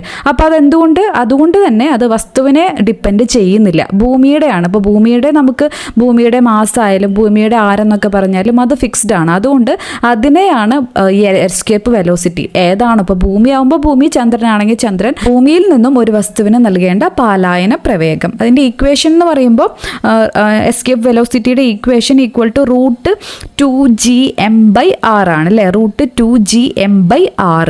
അപ്പോൾ അതിൽ ജി എന്ന് പറയുമ്പോൾ ഗ്രാവിറ്റേഷണൽ കോൺസ്റ്റൻ്റ് ആണ്. എം എന്ന് പറയുമ്പോൾ ഭൂമിയുടെ മാസ്. ഏതാണോ ഒരു ഓർബിറ്റ് അതിൻ്റെ മാസ്, ഇവിടെ ഭൂമിയാണ് ചോദിച്ചേക്കുന്നത്, അത് ഭൂമിയുടെ മാസ് ഡിവൈഡഡ് ബൈ ആരം, ഭൂമിയുടെ ആരം. അതുകൊണ്ട് 2, 4 ഓപ്ഷൻ സി ആണ് ഇവിടെ കറക്റ്റ് ആയിട്ടുള്ള ആൻസർ ആയിട്ട് വരുന്നത്. അപ്പോൾ അടുത്ത ചോദ്യം നോക്കാം. ഈ ഒരു ചോദ്യം കുറച്ച് കൺഫ്യൂസിങ് ആയിട്ടുള്ളൊരു ചോദ്യമാണ്. അപ്പോൾ PSC ആൻസർ കീ പ്രകാരം ഇതിൻ്റെ ആൻസർ നമുക്ക് ഡിസ്കസ് ചെയ്യാം. ഓക്കെ, അപ്പോൾ അൾട്രാവയലറ്റ് രശ്മികളുമായി ബന്ധപ്പെട്ട ശരിയായ പ്രസ്താവനകൾ. ഈ ഒരു ഏരിയ ഉണ്ടല്ലോ, electro magnetic spectrum, electro magnetic waves, അതിൻ്റെ ഓരോന്നിൻ്റെയും ഫീച്ചേഴ്സ് റീസെൻ്റ്ലി എക്സാമുകൾക്ക് PSC ചോദിക്കുന്നുണ്ട്. അതുകൊണ്ട് നമ്മൾ നോക്കി പോകേണ്ട ഒരു പോർഷനാണ്. അതിനെക്കുറിച്ച് നമുക്ക് ഡീറ്റെയിൽ ആയിട്ട് നോക്കാം. ഇവിടെ UV റേസിനെ പറ്റിയിട്ടാണ് ചോദിച്ചേക്കുന്നത് അല്ലേ. അപ്പം തരംഗ ദൈർഘ്യം 400 നാനോമീറ്റർ മുതൽ 700 നാനോമീറ്റർ വരെയാണ് എന്നുള്ളതാണ് ആദ്യത്തെ സ്റ്റേറ്റ്മെൻ്റ് ആയിട്ട് കൊടുത്തേക്കുന്നത്. അത് തെറ്റാണല്ലേ. നമ്മളെപ്പോഴും വിസിബിൾ ലൈറ്റ്, ദൃശ്യപ്രകാശം, മഴവില്ലിൻ്റെ തരംഗ ദൈർഘ്യം എന്നൊക്കെ പറഞ്ഞ് എപ്പോഴും കേൾക്കുന്നതാണ് ഈ 400 to 700 എന്ന് പറയുന്നത്. അതുകൊണ്ട് ഇത് തെറ്റാണ്. ആ സ്റ്റേറ്റ്മെൻറ്റിൽ കൺഫ്യൂഷനൊന്നുമില്ല. PSC യുടെ ആൻസർ കൊടുത്തേക്കുന്നത്, ശരിയായ പ്രസ്താവനകൾക്ക് ആൻസർ കൊടുത്തത് ഫൈനൽ ആൻസർ കീ പ്രകാരം ഓപ്ഷൻ ഡി ആണ്. 3, 4 ശരിയാണ് എന്നുള്ളതാണ് ആൻസർ കൊടുത്തേക്കുന്നത്. പക്ഷേ മനുഷ്യ ശരീരത്തിൽ മെലാനിൻ ഉൽപ്പാദിപ്പിക്കാൻ കാരണമാകുന്നു. അപ്പം എന്താണ് ഈ ഒരു സ്റ്റേറ്റ്മെൻറ്റ് കൊണ്ട് കറക്റ്റ് ഉദ്ദേശിച്ചതെന്ന് മനസ്സിലായിട്ടില്ല. അൾട്രാവയലറ്റ് രശ്മികളെ പ്രൊട്ടക്റ്റ് ചെയ്യാൻ വേണ്ടിയിട്ട് നമ്മുടെ ശരീരത്തിൽ മെലാനിൻ ഉൽപ്പാദിക്കും അല്ലേ. അപ്പോൾ കൂടുതൽ അൾട്രാവയലറ്റ് രശ്മികൾ ഉണ്ടാകുമ്പോൾ മനുഷ്യ ശരീരത്തിൽ സ്വാഭാവികമായിട്ടും അത് കൂടുതൽ മെലാനിൻ ഉൽപ്പാദിപ്പിക്കാൻ വേണ്ടിയിട്ടുള്ള ഒരു റീസൺ ആവുന്നുണ്ട്, അല്ലെങ്കിൽ ഇൻഡ്യൂസ് ചെയ്യുന്നുണ്ടെന്ന് വേണമെങ്കിൽ പറയാം, പ്രേരിപ്പിക്കുന്നുണ്ട് എന്നൊക്കെ പറയാം. ആ ഒരു രീതിയിലാണ് എങ്കിൽ ഈ ഒരു സ്റ്റേറ്റ്മെൻറ്റ് ശരിയാണ്. പക്ഷേ ഇവിടെ മനുഷ്യ ശരീരത്തിൽ അൾട്രാവയലറ്റ് രശ്മികൾ മെലാനിൻ ഉൽപ്പാദിപ്പിക്കാൻ കാരണമാകുന്നു എന്നൊരു സ്റ്റേറ്റ്മെൻറ്റ് PSC ഇവിടെ തെറ്റായിട്ടാണ് കൊടുത്തേക്കുന്നത്. ഓക്കെ, അതുപോലെ തന്നെ അടുത്ത സ്റ്റേറ്റ്മെൻറ്റും ക്യാൻസർ സെല്ലുകളെ നശിപ്പിക്കാൻ ഉപയോഗിക്കുന്നു. ഇപ്പോൾ ക്യാൻസർ സെല്ലുകളെ നശിപ്പിക്കാൻ നമ്മൾ നോർമലി എക്സ്റേസും ഗാമാ റേസും തമ്മിലാണ് കൺഫ്യൂഷൻ വരാറ്. അത് രണ്ടുമാണ് PSC ആൻസറിൽ കൊടുക്കാറ്. അൾട്രാവയലറ്റ് രശ്മികൾ നോർമലി ഇങ്ങനൊരു സ്റ്റേറ്റ്മെൻറ്റ് അങ്ങനെ കണ്ടിട്ടില്ല. ഓക്കെ, ജലം ശുദ്ധീകരിക്കാൻ ഉപയോഗിക്കുന്നു എന്നുള്ളത് കറക്റ്റായിട്ടുള്ള സ്റ്റേറ്റ്മെൻ്റ് ആണ്. അപ്പോൾ ഇവിടെ PSC ആൻസർ കൊടുത്തേക്കുന്നത് 3ഉം 4ഉം ആണ്. അപ്പം അതെന്തുകൊണ്ടാണെന്ന് കറക്റ്റായിട്ട് എനിക്ക് മനസ്സിലായിട്ടില്ല. നിങ്ങൾക്ക് ആർക്കെങ്കിലും അതിൻ്റെ എക്സ്പ്ലനേഷൻ കറക്റ്റായിട്ട് അറിയാമെങ്കിൽ ഈ വീഡിയോയുടെ താഴെ കമൻറ്റ് ചെയ്യാനായിട്ട് മറക്കരുത്. ഓക്കെ, അപ്പോൾ അതിനെക്കുറിച്ച് നമുക്ക് ഡീറ്റെയിൽ ആയിട്ട് നോക്കേണ്ടതുണ്ട്. 7 types of electro magnetic waves. 7 തരം ഇലക്ട്രോ മാഗ്നറ്റിക് വേവ്സ് ഏതൊക്കെയാണ്? അപ്പോൾ ഇവിടെ കൊടുത്തിരിക്കുന്ന ഈ ഓർഡർ ഉണ്ടല്ലോ, ഇതാണ് decreasing order of wave length. തരംഗ ദൈർഘ്യം കുറയുന്ന ഓർഡറിലാണ് കൊടുത്തേക്കുന്നത്. അത് ഈ ഇമേജ് നോക്കിയാൽ നമുക്ക് മനസ്സിലാവും അല്ലേ. ഇവിടെ നോക്കുക, തരംഗ ദൈർഘ്യം എന്ന് പറയുമ്പോൾ വലിയ വലിയ വേവ്സ് ആണ് അല്ലേ. അതിങ്ങനെ ഇവിടെ പോകുമ്പോൾ കുറഞ്ഞു വരികയാണ്. അപ്പോൾ തരംഗ ദൈർഘ്യം കുറയുന്ന ഓർഡറിലാണ് കൊടുത്തേക്കുന്നത്. തരംഗ ദൈർഘ്യം കുറയാന്ന് വെച്ചാൽ വേറൊരു അർത്ഥം കൂടിയുണ്ട് അല്ലേ. ഫ്രീക്വൻസി കൂടുക, ആവൃത്തി കൂടുക. അപ്പോൾ ഏതെങ്കിലും ഒരു ഓർഡർ ബൈ ഹാർട്ട് ചെയ്യുക. അപ്പം അത് ചോദിക്കുമ്പോൾ വേവ് ലെങ്ത് ആണോ അതോ ഫ്രീക്വൻസി ആണോ ഏതാണോ ചോദ്യത്തിനനുസരിച്ച് ആൻസർ ചെയ്യുക. അപ്പോൾ ഇതിൽ ചോദ്യം പല രീതിയിൽ ഈ ഭാഗത്ത് നിന്ന് ചോദ്യം വരാറുണ്ട്. ഏറ്റവും കൂടുതൽ വേവ് ലെങ്ത് ഏതിനാന്ന് ചോദിച്ചാൽ ഏതാണ്? ഏറ്റവും കൂടുതൽ വേവ് ലെങ്ത്, ഏറ്റവും കൂടുതൽ തരംഗ ദൈർഘ്യം റേഡിയോ വേവ്സിനാണ്. ഓക്കെ, റേഡിയോ വേവ്സിനാണ്. ഇനി ഏറ്റവും കൂടുതൽ ആവൃത്തിയുള്ളത് ഏതിനാണ്? ഏറ്റവും കൂടുതൽ ആവൃത്തിയുള്ളത് അത് ഗാമാ റേസിനാണ്. ഓക്കെ, അപ്പോൾ ഒരു ഓർഡർ പഠിച്ചു വയ്ക്കുക. Radio waves, microwaves, infrared radiation, visible light അല്ലെങ്കിൽ ദൃശ്യപ്രകാശം, ultraviolet, X ray, gamma rays. So ആദ്യം റേഡിയോ തരംഗങ്ങളെക്കുറിച്ച് നോക്കുകയാണെങ്കിൽ റേഡിയോ, ടെലിവിഷൻ, ആശയവിനിമയ സംവിധാനങ്ങളൊക്കെ ഉപയോഗിക്കുന്നതാണ് റേഡിയോ തരംഗങ്ങൾ. സാധാരണയായി 500 കിലോ ഹേർട്സ് മുതൽ 1000 മെഗാ ഹേർട്സ് വരെ. അപ്പോൾ നമ്മൾ പറഞ്ഞു ആദ്യം റേഡിയോ തരംഗങ്ങളാണെങ്കിൽ അവയ്ക്ക് വേവ് ലെങ്ത്, തരംഗ ദൈർഘ്യം കൂടുതലാണ്, ഫ്രീക്വൻസി അഥവാ ആവൃത്തി കുറവാണെന്ന് നമ്മൾ പറഞ്ഞു അല്ലേ. അപ്പോൾ ഫ്രീക്വൻസി ശ്രേണിയിലാണ് റേഡിയോ തരംഗങ്ങളുള്ളത്. ഇനി മൈക്രോവേവ് തരംഗങ്ങളാണെങ്കിൽ ഗിഗാ ഹെർട്സ്. അപ്പോൾ ആവൃത്തി ഇങ്ങനെ പതുക്കെ കൂടി വരുന്ന ഫോമാറ്റിലാണ് നമ്മൾ ഇമേജിൽ കൊടുത്തേക്കുന്നത് അല്ലേ. അപ്പോൾ മറ്റേത് കിലോ ഹെർട്സ്, മെഗാ ഹെർട്സ് ആണെങ്കിൽ ഇവിടെ ആവൃത്തി കൂടുതലായിട്ട് വരുന്നുണ്ട്. ഈ തരംഗങ്ങളുടെ ഗാർഹിക പ്രയോഗമാണ് മൈക്രോവേവ് ഓവനുകളിൽ നമ്മൾ മൈക്രോവേവ് തരംഗങ്ങളാണ് യൂസ് ചെയ്യുന്നത്. ഇനി ഇൻഫ്രാറെഡ് തരംഗങ്ങൾ വളരെയധികം ഇമ്പോർട്ടൻ്റ് ആണ്. ഇതിലെ ആപ്ലിക്കേഷനൊക്കെ ചോദിക്കാറുണ്ട്. ഇപ്പോൾ TV, വീഡിയോ റെക്കോർഡറുകൾ തുടങ്ങിയ ഗാർഹിക ഇലക്ട്രോണിക് സംവിധാനങ്ങളുടെ റിമോട്ടുകളിൽ നമ്മൾ ഉപയോഗിക്കുന്നത് എന്താണ്? ഇൻഫ്രാറെഡ് തരംഗങ്ങളാണ്. വളരെയധികം ഇമ്പോർട്ടൻ്റ് ആണ്. ഇതിന് ഈ തരംഗങ്ങളെ വേറൊരു പേരും കൂടിയുണ്ട്, ഹീറ്റ് വേവ്സ് എന്നറിയപ്പെടുന്നത്, താപതരംഗങ്ങൾ എന്നൊക്കെ അറിയപ്പെടുന്നത് ഇൻഫ്രാറെഡ് തരംഗങ്ങൾ തന്നെയാണ്. അപ്പോൾ ഹരിതഗ്രഹ പ്രഭാവത്തിലൂടെ ഭൂമിയുടെ ചൂട് നിലനിർത്തുവാനൊക്കെ സഹായിക്കുന്നത് ഇൻഫ്രാറെഡ് വികിരണമാണ്. ഓക്കെ, അപ്പോൾ ഇതാണ് ഏറ്റവും ഇമ്പോർട്ടൻ്റ് ആയിട്ടുള്ള ഇൻഫ്രാറെഡ് തരംഗങ്ങളുടെ. റിമോട്ടൊക്കെ ഇടയ്ക്ക് ചോദിക്കാറുള്ളതാണ്, ഇമ്പോർട്ടൻ്റ് ആണ്. താപതരംഗങ്ങൾ എന്ന് വിളിക്കപ്പെടുന്നത് ഇൻഫ്രാറെഡ് ആണ്. ഇനി വിസിബിൾ ലൈറ്റ് അല്ലെങ്കിൽ ദൃശ്യപ്രകാശം. ഇപ്പോൾ ദൃശ്യപ്രകാശത്തിൽ ഏറ്റവും കൂടുതൽ ചോദിക്കാറുള്ളതാണ് ഏറ്റവും കൂടുതൽ തരംഗ ദൈർഘ്യമുള്ള കളർ ഏതാണ്, കുറവ് തരംഗ ദൈർഘ്യമുള്ളത് ഏതാണ്. അപ്പോൾ ഇത് നോക്കിക്കഴിഞ്ഞാൽ നമുക്ക് മനസ്സിലാവും അല്ലേ. വിബ്ജിയോർ എന്നുള്ള ഓർഡർ തന്നെ നമ്മൾ നോക്കിയാൽ മതി. വിബ്ജിയോറാണ് മഴവില്ലിൻ്റെ അല്ലേ. അപ്പോൾ അതിലാദ്യം വയലറ്റ്, ഇൻഡിഗോ, ബ്ലൂ, അവസാനം റെഡ് അല്ലേ. അപ്പോൾ അതിലാദ്യം പറയുന്ന വയലറ്റിനാണ് ഏറ്റവും കുറവ് തരംഗ ദൈർഘ്യം. ഇൻക്രീസിങ് വേവ് ലെങ്ത്തിൻ്റെ ഓർഡറിലാണ് ഇവിടെ കൊടുത്തേക്കുന്നത്. 700 എന്ന് പറയുമ്പോൾ ഏറ്റവും കൂടുതൽ തരംഗ ദൈർഘ്യം ദൃശ്യപ്രകാശത്തിൽ അല്ലെങ്കിൽ വിബ്ജിയോറിലുള്ളത് എന്തിലാണ്? റെഡിനാണ്. ഓക്കെ, അപ്പോൾ ഒരു ഓർഡറിലാണ് ഇവിടെ കൊടുത്തേക്കുന്നത്. അപ്പോൾ ഇത് ഏതാണ് കൂടുതലുള്ളത്, ഏതാണ് കുറവ് തരംഗ ദൈർഘ്യം. അപ്പോൾ അതിൻ്റെ നേരെ ഓപ്പോസിറ്റാണ് ആവൃത്തി വരിക. അപ്പോൾ അതറിയാലോ അല്ലേ.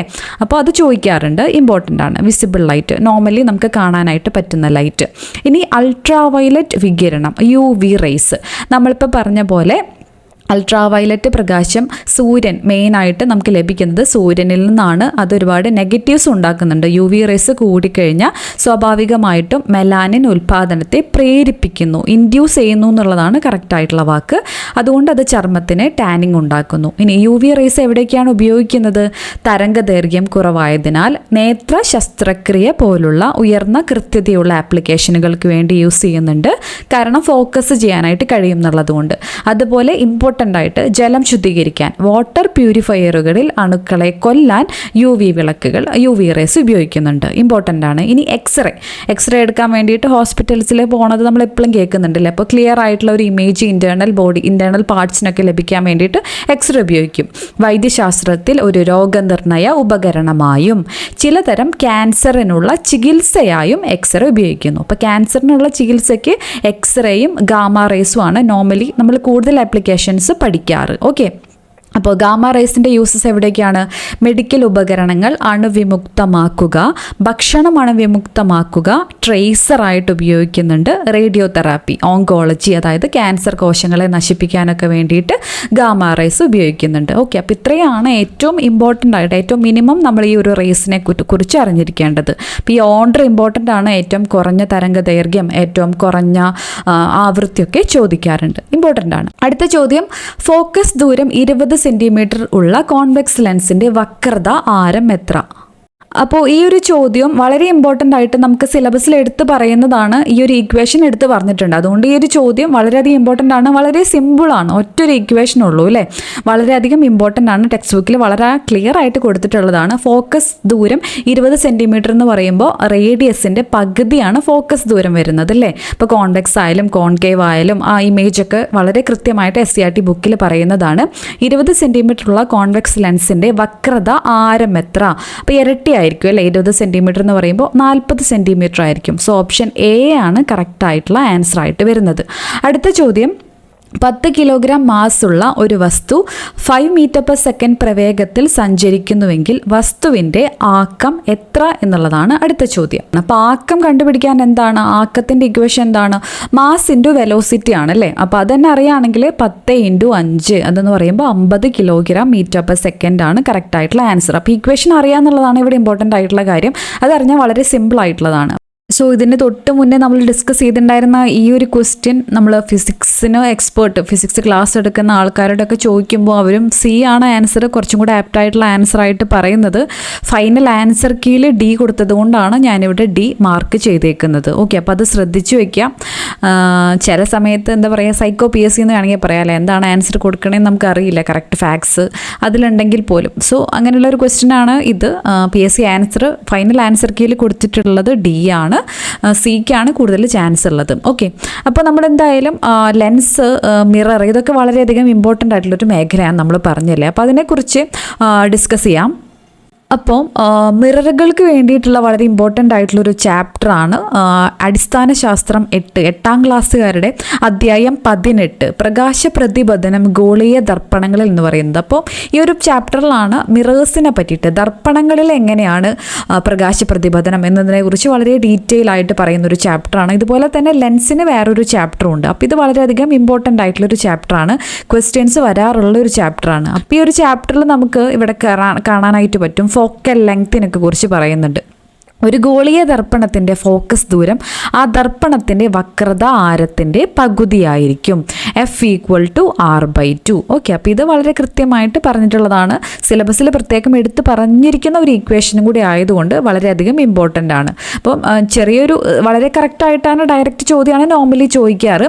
ഇനി സെൻറ്റിമീറ്ററിലാണോ മീറ്ററിലാണോ അങ്ങനെയുള്ള ട്വിസ്റ്റൊക്കെ തരാനുള്ള ചാൻസ് ഉണ്ട്. അതുകൊണ്ട് അതിൻ്റെ യൂണിറ്റ് ഏതാണ് ക്വസ്റ്റ്യനിൽ ചോദിച്ചിരിക്കുന്നത് അല്ലെങ്കിൽ ഓപ്ഷനിൽ തന്നിട്ടുള്ളത് എന്നുള്ള വസ്തുത ജസ്റ്റ് ഒന്ന് അറിഞ്ഞിരിക്കുക. ബാക്കി ഇക്വേഷൻ വളരെ സിമ്പിളായിട്ടുള്ള ഒരു ഇക്വേഷനാണ്. അപ്പോൾ ഫോക്കൽ പ്ലെയിനൊക്കെ കുറിച്ചും ഇതിൻ്റെ യൂസസ് ചോദിക്കാറുണ്ട്. അതുപോലെ തന്നെ ചോദിക്കുന്ന ഒരു ഭാഗമാണ് പ്രതിബിംബത്തിൻ്റെ പൊസിഷൻ, പ്രതിബിംബത്തിൻ്റെ സ്ഥാനം, പ്രതിബിംബത്തിൻ്റെ പ്രത്യേകതകൾ, തലകീഴായതാണോ വലുതാണോ ചെറുതാണോ ഇതിനെക്കുറിച്ചിട്ട് ചോദിക്കാറുണ്ട്.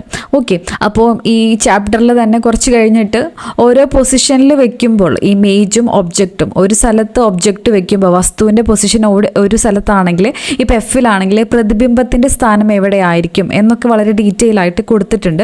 കുറച്ച് ഫില്ല് ചെയ്യാൻ ഉള്ള രീതിയിലാണ് കൊടുത്തേക്കുന്നത്. അപ്പോൾ ഈ സമയത്താണ് നമ്മുടെ ഇപ്പോൾ ഒരു റാങ്ക് ഫയലൊക്കെ കയ്യിലുണ്ടെങ്കിൽ ഒരു ടേബിളിലാക്കിയിട്ട് ഇതിൻ്റെ ആൻസറൊക്കെ കറക്റ്റായിട്ട് കൊടുത്തിട്ടുണ്ട്. ഓക്കെ, അപ്പം അങ്ങനെ ഒരു റാങ്ക് ഫയൽ കയ്യിലുള്ളത് ഇങ്ങനെയുള്ള കാര്യങ്ങൾക്ക്, ഇപ്പോൾ പഠന പ്രവർത്തനങ്ങൾ എന്ന് പറഞ്ഞിട്ട് SCRT-യിൽ ഒരുപാട് ഫാക്ട്സ് കൊടുത്തിട്ടുണ്ട്, കറക്റ്റ് ആൻസർ ആയിട്ടില്ല. അപ്പം SCRT-യിൽ ഓരോ വരിയും ഈ എക്സാമ്പിൾസ് ഒക്കെ വളരെയധികം ചോദിക്കാറുണ്ട്. ഒരു റാങ്ക് ഫയലും കൂടെ കയ്യിലുണ്ടെങ്കിൽ ഹെൽപ്ഫുൾ ആയിരിക്കും. ഓക്കെ, അപ്പോൾ വസ്തു വളരെ അകലെയാവുമ്പോൾ പ്രതിബിംബത്തിൻ്റെ സ്ഥാനം എന്ന് പറയുന്നത് എഫിലാണ്. പ്രതിബിംബത്തിൻ്റെ സവിശേഷതകൾ യഥാർത്ഥമായത്, തലകീഴായത്, വളരെ ചെറുത്, അങ്ങനെ ഓരോന്നിൻ്റെയും സവിശേഷതകളൊക്കെ ഫില്ല് ചെയ്യാനും അതിൻ്റെ ഡീറ്റെയിൽസ് ഒക്കെ ഇവിടെ കൊടുത്തിട്ടുണ്ട്. ഇനി മാഗ്നിഫിക്കേഷൻ ചോദിക്കാൻ വേണമെങ്കിൽ സാധ്യതയുണ്ട്. SCRT ടെക്സ്റ്റിലെ ഇക്വേഷൻ കൊടുത്തിട്ടുണ്ട്. ആവർത്തനം എന്താണ്, അതിൻ്റെ ഇക്വേഷൻ എന്താണ്? പ്രതിബിംബത്തിൻ്റെ ഉയരം ബൈ വസ്തുവിൻ്റെ ഉയരമാണ് ആവർത്തനം. വളരെ സിമ്പിളാണ് അല്ലേ. Height of image by height of object ആണ് ആവർത്തനം അഥവാ മാഗ്നിഫിക്കേഷൻ എന്ന് പറയുന്നത്. പിന്നെ ഏറ്റവും ഇമ്പോർട്ടൻ്റ് ആയിട്ടുള്ളതാണ് ഓരോ ദർപ്പണങ്ങളുടെ ഉപയോഗങ്ങൾ ഇവിടെ കൊടുത്തിട്ടുണ്ട്. വളരെയധികം ഇമ്പോർട്ടൻ്റ് ആണ്, ചോദിക്കാറുണ്ട്. കോൺകേവ് ദർപ്പണങ്ങൾ, കേവ് എന്ന് പറയുമ്പോൾ കുഴിഞ്ഞിരിക്കുന്നത് അല്ലേ, കോൺകേവ് എന്ന് പറയുമ്പോൾ, കേവ് എന്ന് പറയുമ്പോൾ വാക്കി തന്നെയുണ്ട് കുഴിഞ്ഞിരിക്കുന്നത്. അതെവിടെയാണ് കൂടുതലും ഉപയോഗിക്കാറ്? ഷേവിംഗ് മിറർ, മേക്കപ്പ് മിറർ, ഡോക്ടർമാരുടെ ഹെഡ് മിറർ, സിനിമ പ്രൊജക്ടറുകളിൽ. അപ്പോൾ ഇവിടെയൊക്കെ എന്താണ് പ്രത്യേകത? ഷേവിംഗ് മിററിലൊക്കെ എല്ലാം കുറച്ച് വലുതാക്കി കാണണം അല്ലേ. ഇമേജ് എന്ന് പറയുന്നത് കുറച്ച് വലുതായിട്ടുള്ള ഒരു ഫോർമാറ്റിലായിരിക്കും കോൺകേവ് ദർപ്പണങ്ങളുടെ കേസിൽ വരുമ്പോൾ. അപ്പോൾ ഷേവിംഗ് മിറർ നമുക്ക് എൻലാർജ് ചെയ്ത് കാണണം, അല്ലെങ്കിൽ പിന്നെ ഷേവ് ചെയ്യുമ്പോൾ തെറ്റിപ്പോവും അല്ലേ, ബ്ലേഡൊക്കെ വെച്ച് മുറിയാനുള്ള ചാൻസ് ഉണ്ട്. അതുകൊണ്ട് എൻലാർജ് ചെയ്യുന്ന ഫങ്ഷൻസ് ആണ് മെയിനായിട്ട്. അപ്പോൾ അങ്ങനെ ആലോചിച്ച് വെക്കുക. കോൺകേവ് മിറർ യൂസസ് എവിടെയൊക്കെയാണ്? ഷേവിംഗ് മിറർ, മേക്കപ്പ് മിറർ, ഇതൊക്കെ നമുക്ക് കുറച്ചും കൂടെ വലുതാക്കി കാണണമല്ലേ, എന്നാലാണ് കറക്റ്റായിട്ട് നമുക്ക് അതിനനുസരിച്ചിട്ട് സെറ്റ് ചെയ്യാനൊക്കെ പറ്റുള്ളൂ, ഉപയോഗിക്കാനായിട്ട് പറ്റുള്ളൂ. ഡോക്ടർമാരുടെ ഹെഡ് മിറർ, സിനിമ പ്രൊജക്ടറുകളിലൊക്കെയാണ് കോൺകേവ് ദർപ്പണങ്ങൾ ഉപയോഗിക്കുന്നത്. വളരെയധികം ഇമ്പോർട്ടൻ്റ് ആണ്. അപ്പോൾ ഇവിടെ കുറച്ച് മുകളിലായിട്ട് കോൺവെക്സ് ദർപ്പണം രൂപീകരിക്കുന്ന പ്രതിബിംബത്തിൻ്റെ സവിശേഷതകൾ വളരെ ക്ലിയർ ആയിട്ട് പറയുന്നുണ്ട്. ഒരു കോൺവെക്സ് ദർപ്പണം രൂപീകരിക്കുന്ന പ്രതിബിംബം എപ്പോഴും മിഥ്യയും നിവർന്നതും വസ്തുവിനേക്കാൾ ചെറുതും ആയിരിക്കും. ഓക്കെ, അപ്പോൾ അതിൻ്റെ ഫങ്ഷൻസും അതുമായിട്ട് ബന്ധപ്പെട്ടതായിരിക്കും. എന്തൊക്കെയാണ് പ്രത്യേകതകൾ? എപ്പോഴും മിഥ്യയും നിവർന്നതും വസ്തുവിനേക്കാൾ ചെറുതുമായിരിക്കും. വസ്തുവിൻ്റെ സ്ഥാനം ദർപ്പണത്തിന് മുമ്പിൽ എവിടെയായിരുന്നാലും പ്രതിബിംബത്തിൻ്റെ സ്ഥാനം എപ്പോഴും പോളിനും മുഖ്യ ഫോക്കസിനും ഇടയിലായിരിക്കും. അപ്പോൾ ഇത് എന്തിൻ്റെ കാര്യമാണ് പറയുന്നത്? കോൺവെക്സ് മിററിൻ്റെ കാര്യമാണ് പറയുന്നത്. ഓക്കെ, അപ്പോൾ അത് വളരെയധികം ഇമ്പോർട്ടൻ്റ് ആണ്. അപ്പോൾ കോൺകേവ് മിറർ മെയിനായിട്ട് എൻലാർജ് ചെയ്യേണ്ട, വലുതായിട്ട് നമുക്ക് എവിടെയൊക്കെയാണ് ഇമേജ് കാണേണ്ടത് അങ്ങനത്തെ ഫംഗ്ഷൻസ് ആണ് കോൺകേവ് മിറേഴ്സിൻ്റെ.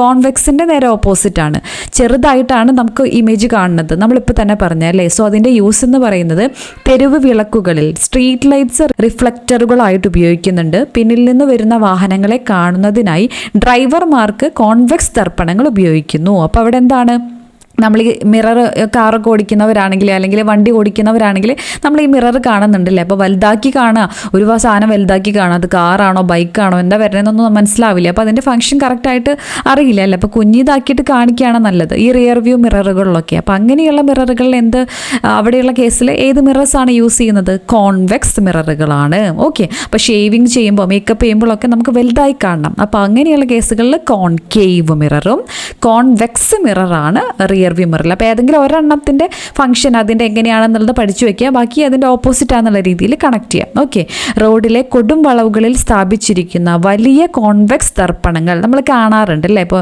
ചെറിയ ഇങ്ങനെ കോൺവെക്സ് ദർപ്പണങ്ങൾ ഓരോ മൂലയ്ക്കിൽ, ഒരു സിനിമയിൽ അത് കോമഡി ആയിട്ടൊക്കെ എനിക്ക് തോന്നുന്നു കരിക്കിൻ്റെ ഒരു സീരീസിൽ അതവർ മോഷ്ടിച്ചുകൊണ്ട് പോരുന്ന ഒരു സംഭവമൊക്കെ അല്ലേ, അവരുടെ മൊക്ക എന്ന് പറഞ്ഞ സീരീസിൽ അങ്ങോട്ടാന്ന് തോന്നുന്നു.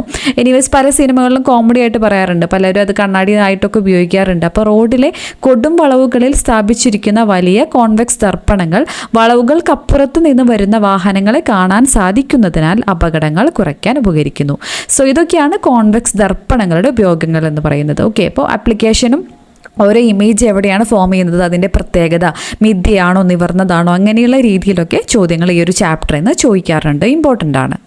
ഇതേ ടെക്സ്റ്റ് ബുക്കിൽ തന്നെ, അപ്പോൾ ഇതെന്ന് പറയുമ്പോൾ നമ്മൾ പറഞ്ഞു 8ാം ക്ലാസ്സുകാരുടെ അടിസ്ഥാന ശാസ്ത്രമാണ്. അടുത്തത് വരുന്നൊരു ചാപ്റ്ററാണ് ശബ്ദം. അപ്പോൾ ഈ ചാപ്റ്ററൊന്നും PSC ചോദ്യങ്ങൾ ചോദിക്കാറുണ്ട്. അപ്പോൾ നമ്മൾ ഡിസ്കസ് ചെയ്തതിൽ ഏറ്റവും ഇമ്പോർട്ടൻ്റ് ആയിട്ടുള്ളത് മാത്രമാണ് പറഞ്ഞു പോകുന്നത്. ഇമ്പോർട്ടൻ്റ് ആയിട്ടുള്ള ചാപ്റ്ററാണ് നമ്മളിപ്പോൾ ഡിസ്കസ് ചെയ്തതിൽ തന്നെ ഒരു ക്വസ്റ്റ്യൻ. അതുപോലെ തന്നെ ഇമ്പോർട്ടൻ്റ് ആയിട്ടുള്ളതാണ് ഈ ഒരു ടേബിൾ, ഇമ്പോർട്ടൻ്റ് ആണ്. ചെവിക്ക് വേദന ഉണ്ടാകുന്ന ശബ്ദം ഏതിൽ കൂടുതലാണ്, എത്ര ഡെസിബലിന് മുകളിലാണ്, 120 കൂടുതലാണെങ്കിലാണ് ചെവിക്ക് വേദന ഉണ്ടാകുന്നത്. അപ്പോൾ അതുപോലെ തന്നെ നമ്മൾ നേരത്തെ പറഞ്ഞു മനുഷ്യൻ്റെ ശ്രവണ പരിധി എന്ന് പറയുന്നത് ഇതിനിടയ്ക്കാന്നുള്ളത്. അപ്പോൾ അതിനെക്കുറിച്ചിട്ടൊക്കെ ഇവിടെ പറയുന്നുണ്ട്. ഒരാളെ സംബന്ധിച്ചിടത്തോളം കേൾക്കാൻ കഴിയുന്ന ശബ്ദത്തിൻ്റെ കുറഞ്ഞ പരിധി ഏകദേശം 20 ഹേർട്സും കൂടിയ പരിധി ഏകദേശം 20,000 ഹേർട്സും ആണ്. ഈ പരിധി വ്യക്തികൾക്കനുസരിച്ച് വ്യത്യാസപ്പെടാം. ഇപ്പം നോർമൽ ഒരു കണക്കാണ് പറയുന്നത്. അപ്പോൾ അതിന് കുറഞ്ഞതാണെങ്കിൽ, മനുഷ്യനെ ശ്രവണ സാധ്യമായിട്ടുള്ളതിന് കുറഞ്ഞതാണെങ്കിൽ ആ ഒരു സൗണ്ടിനെയാണ് നമ്മൾ എന്ത് പറയുന്നത്? ഇൻഫ്രാസോണിക് സൗണ്ട് എന്ന് പറയുന്നത്. അപ്പോൾ അതിന് എക്സാമ്പിളാണ് ഭൂകമ്പ തരംഗങ്ങൾ. ഇതൊക്കെ ക്വസ്റ്റ്യൻസിൽ വരാറുണ്ട്. ഇനി അതിൽ കൂടുതലാണെങ്കിലാണ് അൾട്രാസോണിക്, അപ്പോൾ കുറവാണെങ്കിൽ ഇൻഫ്രാസോണിക്. കൂടുതൽ എന്ന് പറയുമ്പോൾ അൾട്രാ എന്ന് പറയുമ്പോൾ എപ്പോഴും കൂടുതലാണ് അല്ലേ, അൾട്രാസോണിക്. അപ്പോൾ ഓരോ എലികളാണെങ്കിൽ ഇതിലേതൊക്കെയാണെന്നുള്ള രീതിയിൽ മനുഷ്യനേക്കാൾ കൂടുതലുള്ളത് എലികൾ, പ്രാവുകൾ എന്നൊക്കെ ഓപ്ഷൻസിൽ തന്നിട്ട് ഇങ്ങനെ ചോദിക്കുന്നുണ്ട്. ഈ അതേ ഓപ്ഷൻസ് തന്നിട്ട് ചോദിക്കാറുണ്ട്. നിശാശലഭങ്ങൾ, ആന, വവ്വാല്. ഓക്കെ, അപ്പോൾ അത് ചോദിക്കാറുണ്ട്, ഇമ്പോർട്ടൻ്റ് ആണ്. 20 ഹേർട്സിൽ താഴെയാണെങ്കിൽ ഇൻഫ്രാസോണിക് എന്നും 2000 ഹേർട്സിൽ കൂടുതലാണെങ്കിൽ അൾട്രാസോണിക് എന്നും പറയുന്നു. ഇപ്പോൾ ഗാൾട്ടൺ വിസിലിൽ നിന്ന് പുറപ്പെടുന്ന ശബ്ദം ഏകദേശം 30,000 ഹേർട്സ് ആണ്. ഈ ശബ്ദം അതുകൊണ്ടാണ് മനുഷ്യന്മാർക്ക് കേൾക്കാൻ പറ്റാത്തത്. കാരണം 20,000 ആണ് മനുഷ്യൻ്റെ ഒരു മനുഷ്യൻ്റെ ശ്രവണ പരിധി എന്ന് പറയുന്നത്. പക്ഷേ നായ്ക്കൾക്ക് കേൾക്കാൻ കഴിയും ചെയ്യുന്നത് ഈ ഒരു റീസൺ കൊണ്ടാണ്. അപ്പോൾ വവ്വാലുകൾക്കാണെങ്കിൽ അൾട്രാസോണിക് തരംഗങ്ങൾ ഉണ്ടാക്കാനും കേൾക്കാനും സാധിക്കും. എങ്കിൽ സാധിക്കുന്നത് എപ്രകാരമായിരിക്കും ചർച്ച ചെയ്യുമെന്ന് പറയുന്നു. ഭൂകമ്പങ്ങൾ ഉണ്ടാകുമ്പോൾ ഇൻഫ്രാസോണിക് തരംഗങ്ങളും ഉണ്ടാവുന്നു. അതിന് ഓരോന്നിൻ്റെയും ഓരോ മൃഗങ്ങളുടെയും ആവൃത്തി. അപ്പോൾ ഇത് കറക്റ്റ് ഒരു എമൗണ്ട് ആയിട്ട് അറിയില്ലെങ്കിലും ഏതൊക്കെയാണ് ഇപ്പോൾ മനുഷ്യനേക്കാൾ കുറഞ്ഞത്, മനുഷ്യനേക്കാൾ കൂടുതൽ എന്നുള്ള രീതിയിലൊക്കെ ഈ ടേബിളിൽ നിന്നൊക്കെ ചോദ്യങ്ങൾ ചോദിക്കാറുണ്ട്. ഇതും വളരെ ഇമ്പോർട്ടൻ്റ് ആയിട്ടുള്ള ഒരു ചാപ്റ്റർ തന്നെയാണ്. അടുത്ത ചോദ്യം, ഭൂമിയുടെ കേന്ദ്രഭാഗത്ത് ഗുരുത്വാകർഷണം മൂലമുള്ള ത്വരണത്തിൻ്റെ മൂല്യം എത്രയാണ്? അപ്പോൾ ഇതും SCRTയിൽ നിന്ന് വളരെ കൃത്യമായിട്ട് ചോദിച്ചിട്ടുള്ള ഫാക്റ്റാണ്. ഗുരുത്വാകർഷണം എന്ന് പറയുന്നത്, ഗുരുത്വാകർഷണം മൂലമുള്ള ത്വരണം അഥവാ G എന്ന് പറയുന്നതിൻ്റെ മൂല്യം ഭൂമിയുടെ ഓരോ ഭാഗത്തും വ്യത്യാസപ്പെട്ടിരിക്കും അല്ലേ. അത് ഭൂമധ്യ പ്രദേശത്താണെങ്കിൽ, അത് പോൾസിൻ്റെ അടുത്തൊക്കെ ആണെങ്കിൽ വ്യത്യാസം വരും. അപ്പോൾ ഇവിടെ ചോദിച്ചേക്കുന്നത് എവിടെയാണ്? ഭൂമിയുടെ കേന്ദ്രഭാഗത്ത് ഗുരുത്വാകർഷണം മൂലമുള്ള ത്വരണത്തിൻ്റെ മൂല്യം എത്രയാണെന്നുള്ളതാണ് ചോദ്യം. ഓപ്ഷൻ D 0 എന്നുള്ളതാണ് കറക്റ്റായിട്ടുള്ള ആൻസർ ആയിട്ട് വരുന്നത്.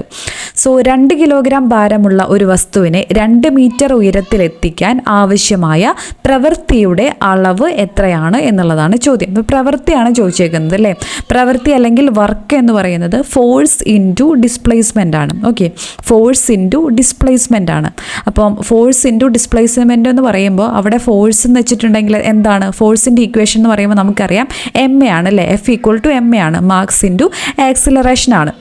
അപ്പോൾ അത് സബ്സ്റ്റിറ്റ്യൂട്ട് ചെയ്യുകയാണെങ്കിൽ മാസ് ഇവിടെ തന്നിട്ടുണ്ട് 2 കിലോഗ്രാം, ആക്സിലറേഷൻ നമ്മൾ 9.8 ആണ് അല്ലേ, ആക്സിലറേഷൻ ഡ്യൂ ടു ഗ്രാവിറ്റി എന്ന് പറയുന്നത് 9.8 ആണ്.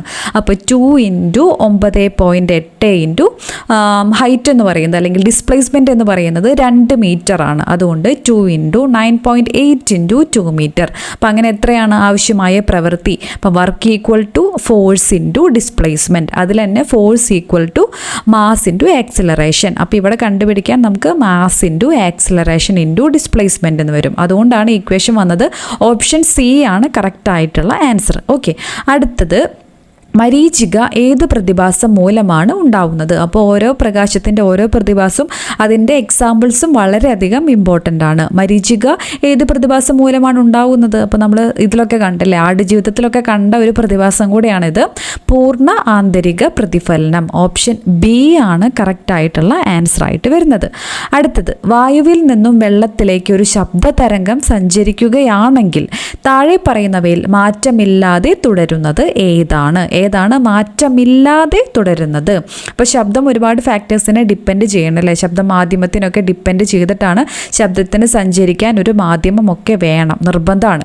താഴെ പറയുന്നവയിൽ മാറ്റമില്ലാതെ തുടരുന്നത് ഏതാണ്? വേഗത, തീവ്രത, തരംഗദൈർഘ്യം, ഇതിനൊക്കെ വ്യത്യാസം വരും, ആവൃത്തിയിൽ മാറ്റം വരുന്നില്ല. ഓപ്ഷൻ ഡി ആണ് കറക്റ്റായിട്ടുള്ള ആൻസർ ആയിട്ട് പറയുന്നത്. അടുത്തത്, ഒരു കോൺകേവ് ദർപ്പണത്തിൻ്റെ ഫോക്കൽ ദൂരം എഫ് ആണെങ്കിൽ ഒരു വസ്തുവും അതിൻ്റെ യഥാർത്ഥ പ്രതിബിംബവും തമ്മിലുള്ള കുറഞ്ഞ ദൂരം എന്തായിരിക്കും? അപ്പോൾ നമ്മൾ പറഞ്ഞു മിററിൻ്റെ ഓരോ പൊസിഷനിൽ എവിടെയാണ് വെക്കുന്നത്, അപ്പോൾ അതനുസരിച്ചിട്ട് ഇമേജ് എവിടെയാണ് ഫോം ചെയ്യുന്നത്, ആ ഒരു ബേസിസിൽ നിന്ന് ചോദ്യം ചോദിക്കാറുണ്ട്, നമ്മൾ പറഞ്ഞില്ല. അപ്പോൾ ഇതിൻ്റെ കറക്റ്റായിട്ടുള്ള ആൻസർ എന്താണ്? ഓപ്ഷൻ ഡി 0 എന്നുള്ളതാണ് കറക്റ്റായിട്ടുള്ള ആൻസർ. സോ ഇത് 9ാം ക്ലാസ്സുകാരുടെ ഫിസിക്സ് ടെക്സ്റ്റ് ബുക്കാണ്. അതിൽ 4ാമത്തെ ചാപ്റ്റർ ഗുരുത്വാകർഷണം എന്ന് പറഞ്ഞാൽ വളരെ ഇമ്പോർട്ടൻ്റ് ആയിട്ടുള്ളൊരു ചാപ്റ്ററാണ്. അതിലെ പോയിൻ്റാണ് വളരെ ഇമ്പോർട്ടൻ്റ് ആയിട്ട് നമുക്കിവിടെ കാണാനായിട്ട് പറ്റും. അപ്പോൾ ഈ ജി എന്ന് പറയുമ്പോൾ ഗുരുത്വാകർഷണ നിയമം ആവിഷ്കരിച്ചത് ആരാണ്? സർ ഐസക് ന്യൂട്ടൺ ആണ് അല്ലേ, നമുക്ക് എല്ലാവർക്കും അറിയാവുന്ന ഒരു കാര്യമാണ്, ഏറ്റവും കൂടുതൽ ഇമ്പോർട്ടൻ്റ് ആയിട്ടുള്ളൊരു ഫാക്ടറാണ്. ഇനി ജീനെ സ്വാധീനിക്കുന്നത് എന്താണ്, ജിയുടെ ഈക്വേഷനൊക്കെ എങ്ങനെയാണ് ഡിറൈവ് ചെയ്യുന്നതിനെ കുറിച്ചിട്ടൊക്കെ ഇവിടെ തുടക്കത്തിൽ പറയുന്നുണ്ട്.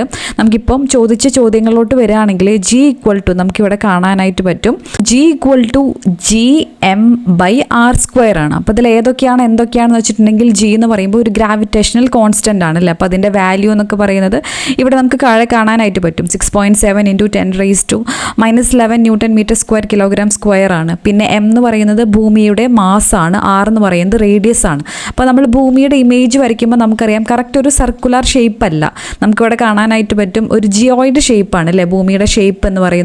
അപ്പോൾ അതുകൊണ്ട് തന്നെ ഇവിടെ ആരം കൂടുതലാണ്, ഇവിടെ ആരം റേഡിയസ് ഇവിടെ കുറവാണ്, ധ്രുവങ്ങളിലേക്കുള്ള ആരം കുറവാണ്, ഇവിടെ ആരം കൂടുതലാണ്. അപ്പോൾ ആരം നമുക്കിവിടെ ഡിനോമിനേറ്ററിലാണ് ആരം വരുന്നത് അല്ലേ, റേഡിയസ് വരുന്നത് ഡിനോമിനേറ്ററിലാണ്. അപ്പോൾ ഈ വാല്യൂ കൂടുക എന്ന് വെച്ചിട്ടുണ്ടെങ്കിൽ അതിൻ്റെ അർത്ഥം എന്താണ്? ജിയുടെ വാല്യൂ കുറയും. ഈ വാല്യൂ ആറിൻ്റെ വാല്യൂ കുറയുകയാണെങ്കിൽ ജിയുടെ വാല്യൂ കൂടും. അപ്പോൾ നമുക്കിതൊക്കെ മനസ്സിലാവുകയാണെങ്കിൽ വളരെ സിമ്പിളായിട്ട് കാര്യങ്ങൾ മനസ്സിലാക്കാവുന്നതേ ഉള്ളൂ. ഒരു വസ്തുവിനുമേൽ ഭൂഗുരുത്വാകർഷണ ബലം ഏറ്റവും കൂടുതൽ അനുഭവപ്പെടുന്നത് അത് ഭൂമിയുടെ ഉപരിതലത്തിൽ സ്ഥിതി ചെയ്യുമ്പോഴായിരിക്കും. ഉപരിതലത്തിൽ നിന്ന് മുകളിലേക്ക് പോകും തോറും ഗുരുത്വാകർഷണ ബലം ക്രമേണ കുറയും. അതുപോലെ തന്നെ ഭൂമിയുടെ ഉള്ളിലേക്ക് പോകും തോറും ഗുരുത്വാകർഷണ ബലം കുറയും. ഒരു വസ്തു ഭൂമിയുടെ കേന്ദ്രത്തിൽ വച്ചിരുന്നാൽ അതിന് ചുറ്റുമുള്ള ദ്രവ്യം ആ വസ്തുവിനെ എല്ലാ ദിശകളിലേക്കും തുല്യ അളവിൽ ആകർഷിക്കുന്നു. അതിനാൽ ഭൂകേന്ദ്രത്തിൽ പരിണത ആകർഷണ ബലം എന്ന് പറയുന്നത് 0 ആയിരിക്കും. ഇനി ഈ ഒരു ടേബിളും വളരെ ഇമ്പോർട്ടൻ്റ് ആയിട്ട് ഈ ഒരു കോളം ചോദിക്കാറുള്ളതാണ്. പ്രകൃതിയിലെ ബലങ്ങൾ. പ്രപഞ്ചത്തിൽ പലവിധ ബലങ്ങളുണ്ട്. സൗകര്യാർത്ഥം ഇവയെ രണ്ടായി തിരിക്കാം, contact force, non contact force. അപ്പോൾ പേരിൽ തന്നെ ഉണ്ടല്ലേ സമ്പർക്ക ബലം എന്ന് പറയുമ്പം ആക്ച്വലി 2 സബ്സ്റ്റൻസ് അവിടെ നമുക്ക് കാണാനായിട്ട് പറ്റും. 2 സംഭവങ്ങൾ തമ്മിൽ അവിടെ ആക്ച്വലി സമ്പർക്കത്തിൽ ഉണ്ടാകുമ്പോഴാണ്, കോണ്ടാക്റ്റിൽ ഉണ്ടാകുമ്പോൾ അതുമായിട്ട് ബന്ധപ്പെട്ടിരിക്കുന്ന ഫോഴ്സാണ് contact force. Non contact force പറയുമ്പോൾ അങ്ങനെ അല്ലാത്തത്. എക്സാമ്പിൾ നോക്കുകയാണെങ്കിൽ സമ്പർക്ക ബലത്തിന് ഉദാഹരണങ്ങളാണ്, ഇത് മുന്നേ ചോദിച്ചിട്ടുള്ളതാണ്. സർഫസ് ടെൻഷൻ അഥവാ പ്രതല ബലം, വലിവ് ബലം, ഘർഷണ ബലം. ഇമ്പോർട്ടൻ്റ് ആണ്, മുന്നേ ചോദിച്ചിട്ടുള്ളതാണ്. ഇതിൽ ഘർഷണ ബലമൊക്കെ ചോദിച്ചിട്ടുള്ളതാണ്. ഇതൊക്കെ എന്താണ്? ഇപ്പോൾ ഫ്രിക്ഷൻ എന്നൊക്കെ പറയുമ്പോൾ നമ്മൾ വണ്ടിയിലത്തെ ടയറും റോഡുമായിട്ട് ഫ്രിക്ഷൻ ഉണ്ടെന്നൊക്കെ പറയും അല്ലേ. അപ്പോൾ അവിടെ രണ്ട് സബ്സ്റ്റൻസ് ഉണ്ട്. സമ്പർക്കത്തിൽ വരുമ്പോഴാണ് ആ ഒരു ഫോഴ്സ് ഉണ്ടാവുന്നത്, ആ ഒരു ഫ്രിക്ഷണൽ ഫോഴ്സ് ഉണ്ടാവുന്നത്. അങ്ങനെയുള്ളതാണ് എന്തെന്ന് പറയുന്നത്? കോണ്ടാക്ട് ഫോഴ്സ് അല്ലെങ്കിൽ സമ്പർക്ക ബലം എന്ന് പറയുന്നത്. ഇനി സമ്പർക്കരഹിത ബലങ്ങളാണ് ന്യൂക്ലിയർ ബലം, ന്യൂക്ലിയർ ഫോഴ്സ്, വൈദ്യുത കാന്തിക ബലം, ഇലക്ട്രോ മാഗ്നറ്റിക് ഫോഴ്സ്, ഗുരുത്വാകർഷണ ബലം എന്നിവ. അപ്പോൾ ഗുരുത്വാകർഷണ ബലം നമ്മൾ എപ്പോഴും ആലോചിക്കുക, ന്യൂട്ടൻ്റെ തലയിൽ ആപ്പിൾ വീണതാണ് അല്ലേ. അപ്പോൾ ന്യൂട്ടൺ അവിടെ ഇരുന്നില്ലെങ്കിലും അത് താഴോട്ട് തന്നെ വീഴും. അപ്പോൾ രണ്ട് ഒബ്ജക്ട്സ് തമ്മിൽ കോണ്ടാക്ട് വരുമ്പോഴൊന്നും അല്ല അല്ലേ ഈ ആപ്പിൾ വീഴുന്നത്. ഗുരുത്വാകർഷണ ബലം എന്ന് പറയുന്നത് സമ്പർക്ക ബലം അല്ല. അപ്പോൾ അങ്ങനെയാണ് കോണ്ടാക്ട് ഫോഴ്സും നോൺ കോണ്ടാക്ട് ഫോഴ്സ് എന്ന് പറയുന്നത്. ഇനി ഇതിൽ തന്നെ ഏറ്റവും ശക്തി കൂടിയ ബലം ന്യൂക്ലിയർ ബലമാണ്. ഒക്കെ ചോദിച്ചിട്ടുള്ള ചോദ്യങ്ങളാണ്. ന്യൂക്ലിയർ ബലമാണ് ഏറ്റവും ശക്തി കൂടിയത്. ശക്തി കുറഞ്ഞത് ഏതാണ്? ഗുരുത്വാകർഷണ ബലമാണ്. ഇമ്പോർട്ടൻ്റ് ആണ്. അപ്പോൾ ഒരുപാട് ഓപ്ഷനിൽ ഇങ്ങനെ പലതരം ബലങ്ങൾ കാണുമ്പോൾ കൺഫ്യൂഷൻ ആവരുത്. ഏറ്റവും ശക്തി ന്യൂക്ലിയർ ഫോഴ്സ് ആണ്, നമുക്ക് അറിയാവുന്ന കാലമാണ് അല്ലേ. അപ്പം ന്യൂക്ലിയർ ബോംബൊക്കെ വെച്ചിട്ട് കണക്ട് ചെയ്യുക ഏറ്റവും ശക്തി കൂടുതൽ അതിനാണ്. ഗുരുത്വാകർഷണ ബലമാണ് ഏറ്റവും ശക്തി കുറഞ്ഞത്. ഇനി നമ്മളിപ്പോൾ പറഞ്ഞ പോലെ ജിയുടെ മൂല്യം കണക്കാക്കുന്നു. ജിയുടെ മൂല്യം ഓരോ പ്രദേശത്തും. ധ്രുവപ്രദേശത്ത് ജിയുടെ മൂല്യം എന്ന് പറയുന്നത് 9.83 മീറ്റർ പെർ സെക്കൻഡ് ആണ്. ഭൂമധ്യരേഖ പ്രദേശത്ത് ഇത് 9.78 മീറ്റർ പെർ സെക്കൻഡ് സ്ക്വയർ ആണ്. ഓക്കെ, അപ്പോൾ നമ്മൾ നോർമലി 9.8 ആണ് ഇക്വേഷൻസ് ഒക്കെ സോൾവ് ചെയ്യാനൊക്കെ വേണ്ടിയിട്ട് ഉപയോഗിക്കുന്നത്. വളരെയധികം ഇമ്പോർട്ടൻ്റ് ആയിട്ടുള്ള മറ്റൊരു ചാപ്റ്ററാണ്. ചന്ദ്രനിലെ ജിയുടെ മൂല്യം എത്രയാണ്? 1.62 മീറ്റർ പെർ സെക്കൻഡ് സ്ക്വയർ ആണ്.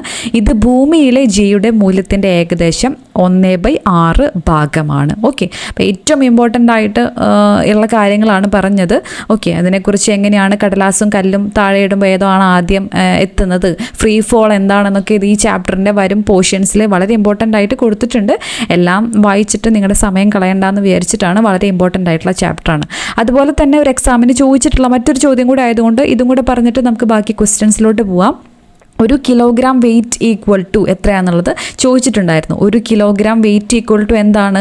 9.8 ന്യൂട്ടൺ ആണ്. ഇമ്പോർട്ടൻ്റ് ആണ്. ഒരു kilogram weight equal to 9.8 newton ആണ്. ഇതും ചോദിച്ചിട്ടുള്ള ചോദ്യമാണ്. വളരെയധികം ഇമ്പോർട്ടൻ്റ് ആയിട്ടുള്ള SCRT-യിൽ ഇങ്ങനത്തെ ഇപ്പോൾ നമ്മൾ നോക്കുകയാണെങ്കിൽ ഇങ്ങനത്തെ കുറേ ടേബിൾ, കോളം അങ്ങനത്തെ സംഭവങ്ങളൊക്കെ ഉണ്ടല്ലോ. അങ്ങനത്തെ ബേസിക്ക് കുറച്ച് അധികം ഇഷ്ടമുണ്ട്. അപ്പോൾ അങ്ങനത്തെ കാര്യങ്ങളൊക്കെ ഒരിക്കലും മിസ് ചെയ്യാണ്ട് വളരെ ശ്രദ്ധ കൊടുത്തിട്ട് പഠിക്കേണ്ടതാണ്. ഓക്കെ, അടുത്ത ചോദ്യം, സാധാരണ TV റിമോട്ട് കൺട്രോളിൽ ഉപയോഗിക്കുന്ന തരംഗങ്ങൾ. നമ്മൾ നേരത്തെ ഡിസ്കസ് ചെയ്തതാണല്ലേ. ഏത് തരംഗങ്ങളാണ്? ഇൻഫ്രാറെഡ് രശ്മികളാണ്. ഓപ്ഷൻ A ആണ് കറക്റ്റ് ആയിട്ടുള്ളത്. ഓരോന്നിൻ്റെയും ഫങ്ഷൻസ് ഇമ്പോർട്ടൻ്റ് ആണ്, എക്സാമ്പിൾ വെച്ചിട്ട് ചോദിക്കാറുണ്ട്. ഒരു ഗോളീയ ദർപ്പണത്തിൻ്റെ ഫോക്കസ് ദൂരം 15 സെൻറ്റിമീറ്റർ ആണെങ്കിൽ അതിൻ്റെ വക്രത ആരം എത്ര? അപ്പോൾ F 15 സെൻറ്റിമീറ്റർ ആണ്. പാർ എത്രയാണ്? F × 2 ആണല്ലേ. അപ്പോൾ 15 × 2 എന്ന് പറയുമ്പോൾ 30 സെൻറ്റിമീറ്റർ ആണ്. ഓപ്ഷൻ A ആണ് കറക്റ്റ് ആൻസർ. അപ്പം നമ്മൾ അത്യാവശ്യം റെഫർ ചെയ്തിട്ടാണ് ഈ വീഡിയോ ചെയ്തത്. ഇതിന് പിന്നിലുള്ള എഫേർട്ടൊക്കെ നിങ്ങൾക്ക് മനസ്സിലാവേണ്ടെന്ന് പ്രതീക്ഷിക്കുന്നു. അപ്പോൾ ഈ വീഡിയോ ഇഷ്ടപ്പെട്ടിട്ടുണ്ടെങ്കിൽ തീർച്ചയായിട്ടും ലൈക്ക് ചെയ്യാനും, നിങ്ങൾ കമൻറ്റ് ചെയ്യുമ്പോൾ നിങ്ങൾ ചിലപ്പോൾ ഒരു വീഡിയോയ്ക്ക് കമൻറ്റ് ചെയ്യുമ്പോൾ വിചാരിക്കും കമൻറ്റ് ചെയ്തല്ലോ എന്ന്. പക്ഷേ ഓരോ വീഡിയോസിനും നിങ്ങൾ നൽകുന്ന കമൻറ്റും ഫീഡ്ബാക്കും ലൈക്കും ഒക്കെ വളരെയധികം ഇമ്പോർട്ടൻ്റ് ആണ്. അപ്പോൾ അതാണ് ഇനിയും നല്ല വീഡിയോസ് ചെയ്യാനുള്ള എൻ്റെ ഒരു ഇൻസ്പിറേഷൻ എന്ന് പറയുന്നത്. സോ ഇപ്പോൾ നിങ്ങൾ തന്നുകൊണ്ടിരിക്കുന്ന സപ്പോർട്ട് തുടർന്നും ചെയ്യണമെന്ന് അഭ്യർത്ഥിക്കുന്നു. ഓക്കെ, അപ്പോൾ നമുക്ക് അടുത്ത് നോക്കാം. മഴവില്ലുണ്ടാകാൻ കാരണമാകുന്ന പ്രകാശ പ്രതിഭാസം ഏതാണ് മഴവില്ലുണ്ടാവാൻ കാരണമാകുന്ന പ്രകാശ പ്രതിഭാസം എന്ന് പറയുന്നത്? പ്രകീർണനം, വിസരണം, ടിൻഡൽ പ്രഭാവം, പ്രതിഫലനം. ഓപ്ഷൻ A ആണ് കറക്റ്റ് ആയിട്ടുള്ള ആൻസർ ആയിട്ട് വരുന്നത് അല്ലേ. പ്രകീർണനം എന്നുള്ളതാണ് കറക്റ്റ് ആയിട്ടുള്ള ആൻസർ. അടുത്ത ചോദ്യം, ദ്രാവക ഉപരിതലത്തിലെ തന്മാത്രകളുടെ പ്രതല ബലത്തിന് കാരണം ഏതു ബലമാണ്? അപ്പോൾ ബലം ഇമ്പോർട്ടൻ്റ് ആണ്. ഒരുപാട് തലത്തിലുള്ള ബലത്തെക്കുറിച്ച് ബലം എന്ന് പറഞ്ഞിട്ട് ഒരു ചാപ്റ്റർ തന്നെയുണ്ട്. SCRT-യിൽ വളരെ കൃത്യമായിട്ട് പറയുന്നതാണ്. ഓക്കെ, അപ്പോൾ പ്രതല ബലത്തിന് കാരണം ഏതാണ്? ദ്രാവക ഉപരിതലത്തിലെ തന്മാത്രകളുടെ പ്രതല ബലത്തിന് കാരണമാണ് കൊഹിഷൻ ബലം. ഏതാണ് correct answer? Option B, cohesion ബലം എന്നുള്ളതാണ് കറക്റ്റ് ആയിട്ടുള്ള ആൻസർ അല്ലേ.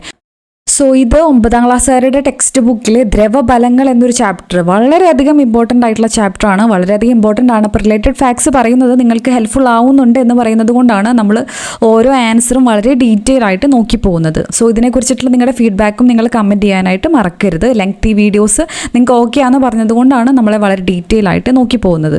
ഓക്കെ, അപ്പോൾ കപ്പൽ ജലത്തിൽ പൊങ്ങിക്കിടക്കുന്നത് എന്തുകൊണ്ടാണ്? അതേ കാരണം കണ്ടായിരിക്കുമോ ബ്ലേഡ് ജലോപരിതലത്തിൽ ദ്രവത്തിൽ പൊങ്ങിക്കിടക്കുന്നത്. അപ്പോൾ അതൊക്കെ കുറിച്ചിട്ടൊക്കെ ഈ ഒരു ചാപ്റ്റർ വായിച്ചു കഴിയുമ്പോൾ മനസ്സിലാവും എന്നാണ് പറയുന്നത്. അപ്പോൾ ഇവിടെ നമുക്ക് പ്ലവക്ഷമ ബലം എന്താണെന്ന് കാണാനായിട്ട് പറ്റും. ഒരു വസ്തു ദ്രവത്തിൽ ഭാഗികമായോ പൂർണ്ണമായോ മുങ്ങിയിരിക്കുമ്പോൾ ആ ദ്രവം വസ്തുവിൽ മുകളിലേക്ക് ഒരു ബലം പ്രയോഗിക്കുന്നു. ഈ ബലമാണ് പ്ലവക്ഷമ ബലം എന്ന് പറയുന്നത്. ഓക്കെ, അപ്പം എന്തൊക്കെയാണ് നിത്യജീവിതത്തിൽ പ്ലവക്ഷമ ബലം അനുഭവപ്പെടുന്ന സന്ദർഭങ്ങൾ? ഈ നിത്യജീവിതത്തിലെ സന്ദർഭങ്ങൾ വളരെയധികം ഇമ്പോർട്ടൻ്റ് ആണ്. ഇങ്ങനെ PSC ഇപ്പോൾ ചോദിക്കുന്നുണ്ട്. ഹൈഡ്രജൻ നിറച്ച ബലൂൺ വായുവിൽ ഉയർന്നു പറക്കുന്നു. അപ്പോൾ ചോദിക്കും, അപ്പോൾ ഏത് ബലം കൊണ്ടാണ്? ഒരുപാട് ഓപ്ഷൻസ് തരും. ഒരുപാട് ബലങ്ങൾ കാണുമ്പോൾ കൺഫ്യൂഷൻ ആവും പോകും. അപ്പോൾ ഇതെന്തുകൊണ്ടാണ്? ഹൈഡ്രജൻ നിറച്ച ബലൂൺ വായുവിൽ ഉയർന്നു പറക്കുന്നത് പ്ലവക്ഷമ ബലം മൂലമാണ്. ഓക്കെ, ഇനി ഇവിടെ നമ്മൾ താഴോട്ട് നോക്കുകയാണെങ്കിൽ ഇതൊക്കെ മുന്നേ ചോദിച്ചിട്ടുള്ള ചോദ്യങ്ങളാണ്. അതുകൊണ്ടാണ് എടുത്തെടുത്ത് പറയുന്നത്. ഒരു ദ്രാവകത്തിൽ ഒരു വസ്തുവിന് അനുഭവപ്പെടുന്ന പ്ലവക്ഷമ ബലം. അപ്പോൾ പ്ലവക്ഷമ ബലം എന്താണെന്ന് നോക്കിയല്ലേ? സ്വാധീനിക്കുന്ന ഘടകങ്ങളൊക്കെ കുറിച്ച് ചോദിച്ചിട്ടുണ്ട്. ദ്രാവകത്തിൻ്റെ സാന്ദ്രത. ഓക്കെ, പ്ലവക്ഷമ ബലത്തെ സ്വാധീനിക്കുന്ന ഒരു ഘടകമാണ് ദ്രാവകത്തിൻ്റെ സാന്ദ്രത. ഓക്കെ, കടലിൽ നിന്ന് ശുദ്ധജല തടാകത്തിലേക്ക് പ്രവേശിക്കുന്ന കപ്പൽ ജലത്തിൽ കൂടുതൽ താഴുമോ ഉയരുമോ? കണ്ടോ, ഇപ്പോൾ ആപ്ലിക്കേഷൻ ലെവലിൽ. അപ്പോൾ ഇതിനോടനുബന്ധിച്ചുള്ള കാര്യമാണ്. മനസ്സിലായില്ലേ? പ്ലവക്ഷമ ബലത്തോടനുബന്ധിച്ചുള്ള ചോദ്യമാണ്. കടലിൽ നിന്ന് ശുദ്ധജല തടാകത്തിലേക്ക് പ്രവേശിക്കുന്ന കപ്പൽ ജലത്തിൽ കൂടുതൽ താഴുമോ ഉയരുമോ? അപ്പോൾ ഇതിൻ്റെ എന്തുകൊണ്ടാണ്? ദ്രാവകത്തിൻ്റെ സാന്ദ്രതയെ ഡിപ്പെൻഡ് ചെയ്തുകൊണ്ടിരിക്കും. കാരണം ജലത്തിൻ്റെ സാന്ദ്രത, നോർമൽ സാന്ദ്രത എന്ന് പറയുന്നത് 1000 ആണ് ഏകദേശം.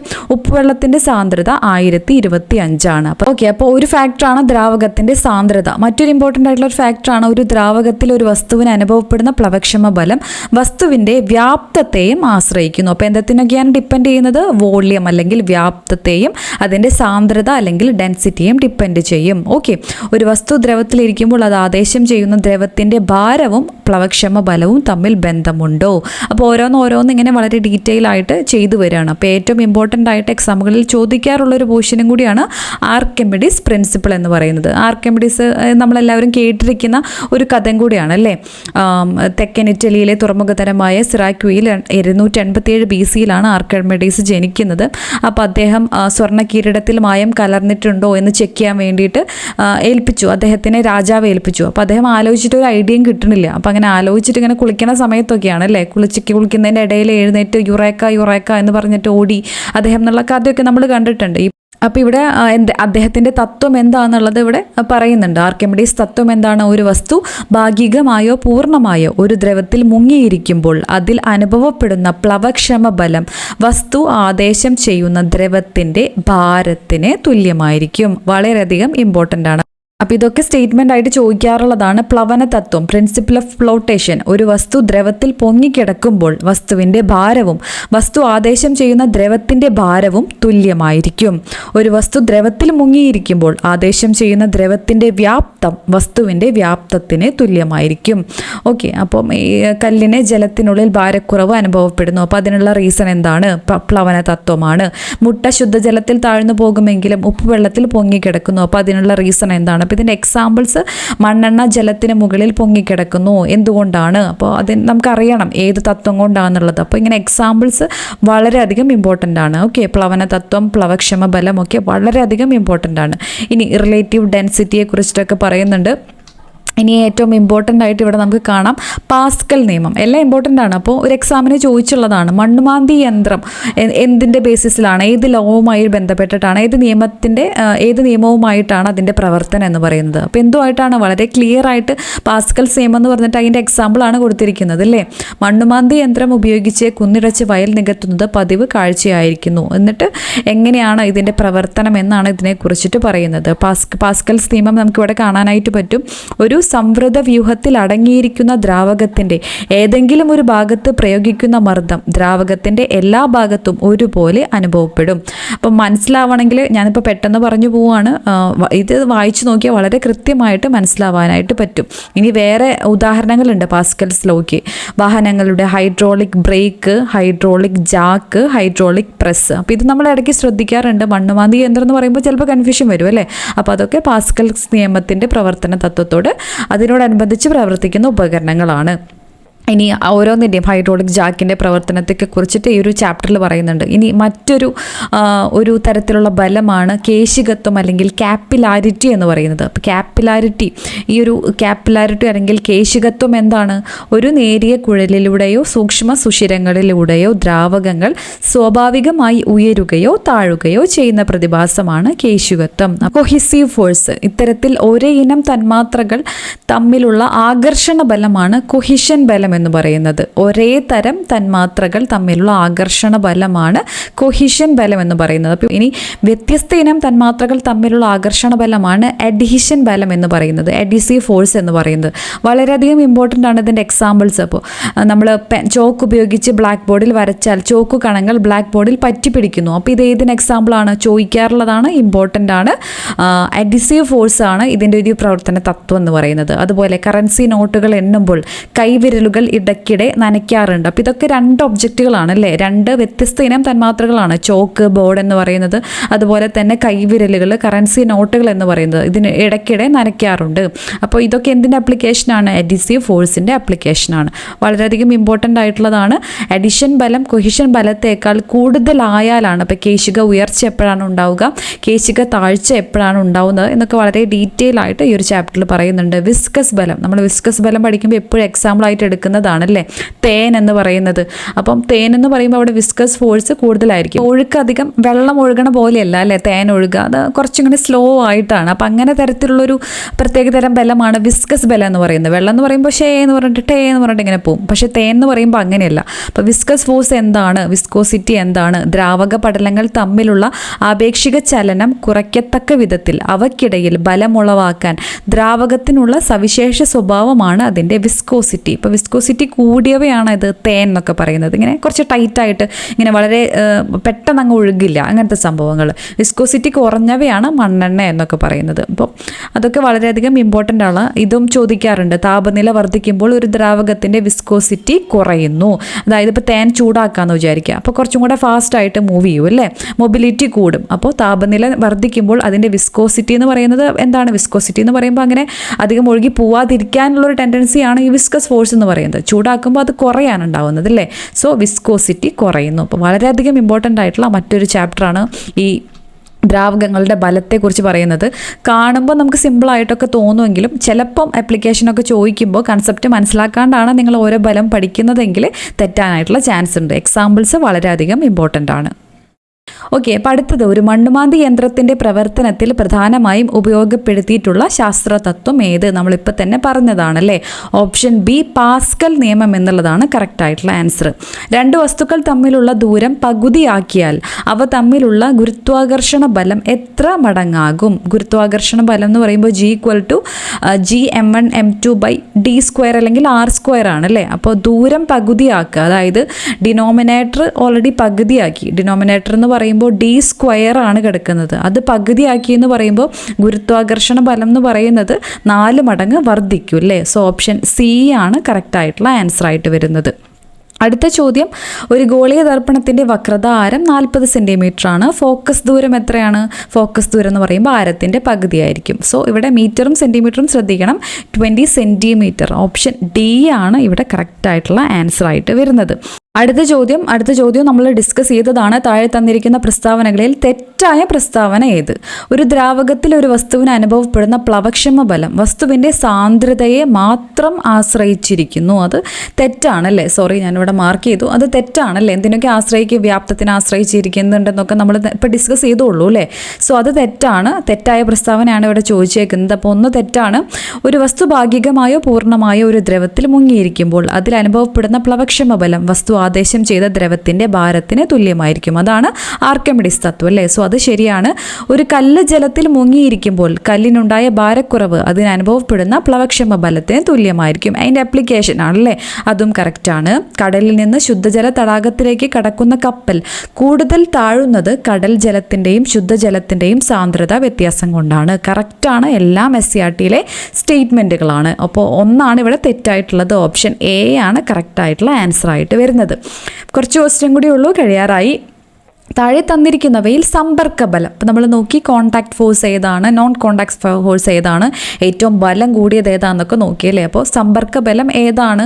ഇതിൽ സമ്പർക്ക ബലം ഘർഷണ ബലമാണ്. ഓപ്ഷൻ സി ഫ്രിക്ഷണൽ ഫോഴ്സ് അല്ലെങ്കിൽ ഘർഷണ ബലം എന്നുള്ളതാണ് കറക്റ്റ് ആയിട്ടുള്ള ആൻസർ. ഏറ്റവും പവർഫുൾ ആയിട്ടുള്ള ബലം ഏതാണ്? ന്യൂക്ലിയർ ഫോഴ്സ് ആണ് അല്ലേ. ഏറ്റവും പവർലെസ് ആയിട്ടുള്ള, ഏറ്റവും അത് കുറഞ്ഞ ബലം ചോദിച്ചിട്ടുണ്ടെങ്കിൽ ഏതാണ്? ഗുരുത്വാകർഷണ ബലമാണ്. സൂര്യനോട് ഏറ്റവും അടുത്ത് സ്ഥിതി ചെയ്യുന്ന ഗ്രഹം ഏതാണ്? സൂര്യനോട് ഏറ്റവും അടുത്ത് സ്ഥിതി ചെയ്യുന്ന ഗ്രഹം എന്ന് പറയുന്നത് ബുധനാണ്. ഓപ്ഷൻ എ ആണ് കറക്റ്റ് ആയിട്ടുള്ള ആൻസർ ആയിട്ട് വരുന്നത്. ലാസ്റ്റ് ക്വസ്റ്റ്യൻ, മാധ്യമത്തിൻ്റെ സഹായമില്ലാതെ തന്നെ താപം പ്രേഷണം ചെയ്യപ്പെടുന്ന രീതിയാണ്. മാധ്യമത്തിൻ്റെ സഹായമില്ല, സൂര്യനിങ്ങനെ സൂര്യവികിരണം ആലോചിക്കുക അല്ലേ. ഓപ്ഷൻ സി വികിരണം എന്നുള്ളതാണ് കറക്റ്റ് ആയിട്ടുള്ള ആൻസർ. സോ ഇത്രയുമാണ് ഫിസിക്സിലത്തെ ക്വസ്റ്റ്യൻസ്. അപ്പോൾ ക്വസ്റ്റ്യൻസും അതിനോടനുബന്ധിച്ചിട്ടുള്ള ഫാക്ട്സും നമ്മൾ ഡിസ്കസ് ചെയ്തപ്പോൾ നമുക്ക് മനസ്സിലാവുന്നത് 10th ലെവൽ എക്സാംസിനൊക്കെ കൂടുതലും എവിടെ നിന്നാണ് ചോദിക്കുന്നത്? SCERTയിൽ നിന്ന് ഡയറക്റ്റാണ്. പക്ഷേ SCERT നമ്മൾ വായിക്കുമ്പോൾ അതിൻ്റെ ഇമ്പോർട്ടൻസ് കൊടുത്ത് വായിക്കണം. എന്നാൽ നമുക്ക് ഫുൾ മാർക്ക് ഒരു ഏരിയയിൽ നിന്ന് സ്കോർ ചെയ്യാനായിട്ട് പറ്റും. ഏതൊക്കെ പോർഷൻസ് ആണ് ഇമ്പോർട്ടൻ്റ് ആയിട്ട് റിപ്പീറ്റ് ചെയ്യുന്നതെന്നൊക്കെ ഈ ഒരു വീഡിയോ കണ്ടതിലൂടെ നിങ്ങൾക്ക് മനസ്സിലായിട്ടുണ്ട്. ഈ വീഡിയോ എഫക്റ്റീവ് ആയിട്ടുണ്ടെന്നുണ്ടെങ്കിൽ മാത്രം ഈ വീഡിയോ ലൈക്ക് ചെയ്യാനും നമ്മുടെ ചാനൽ ഇനിയും സബ്സ്ക്രൈബ് ചെയ്തിട്ടില്ലെങ്കിൽ സബ്സ്ക്രൈബ് ചെയ്യാനും ഒന്നും മറക്കരുത്. അടുത്തൊരു വീഡിയോയിൽ കാണാം. Thank you so much for watching. Have A good day.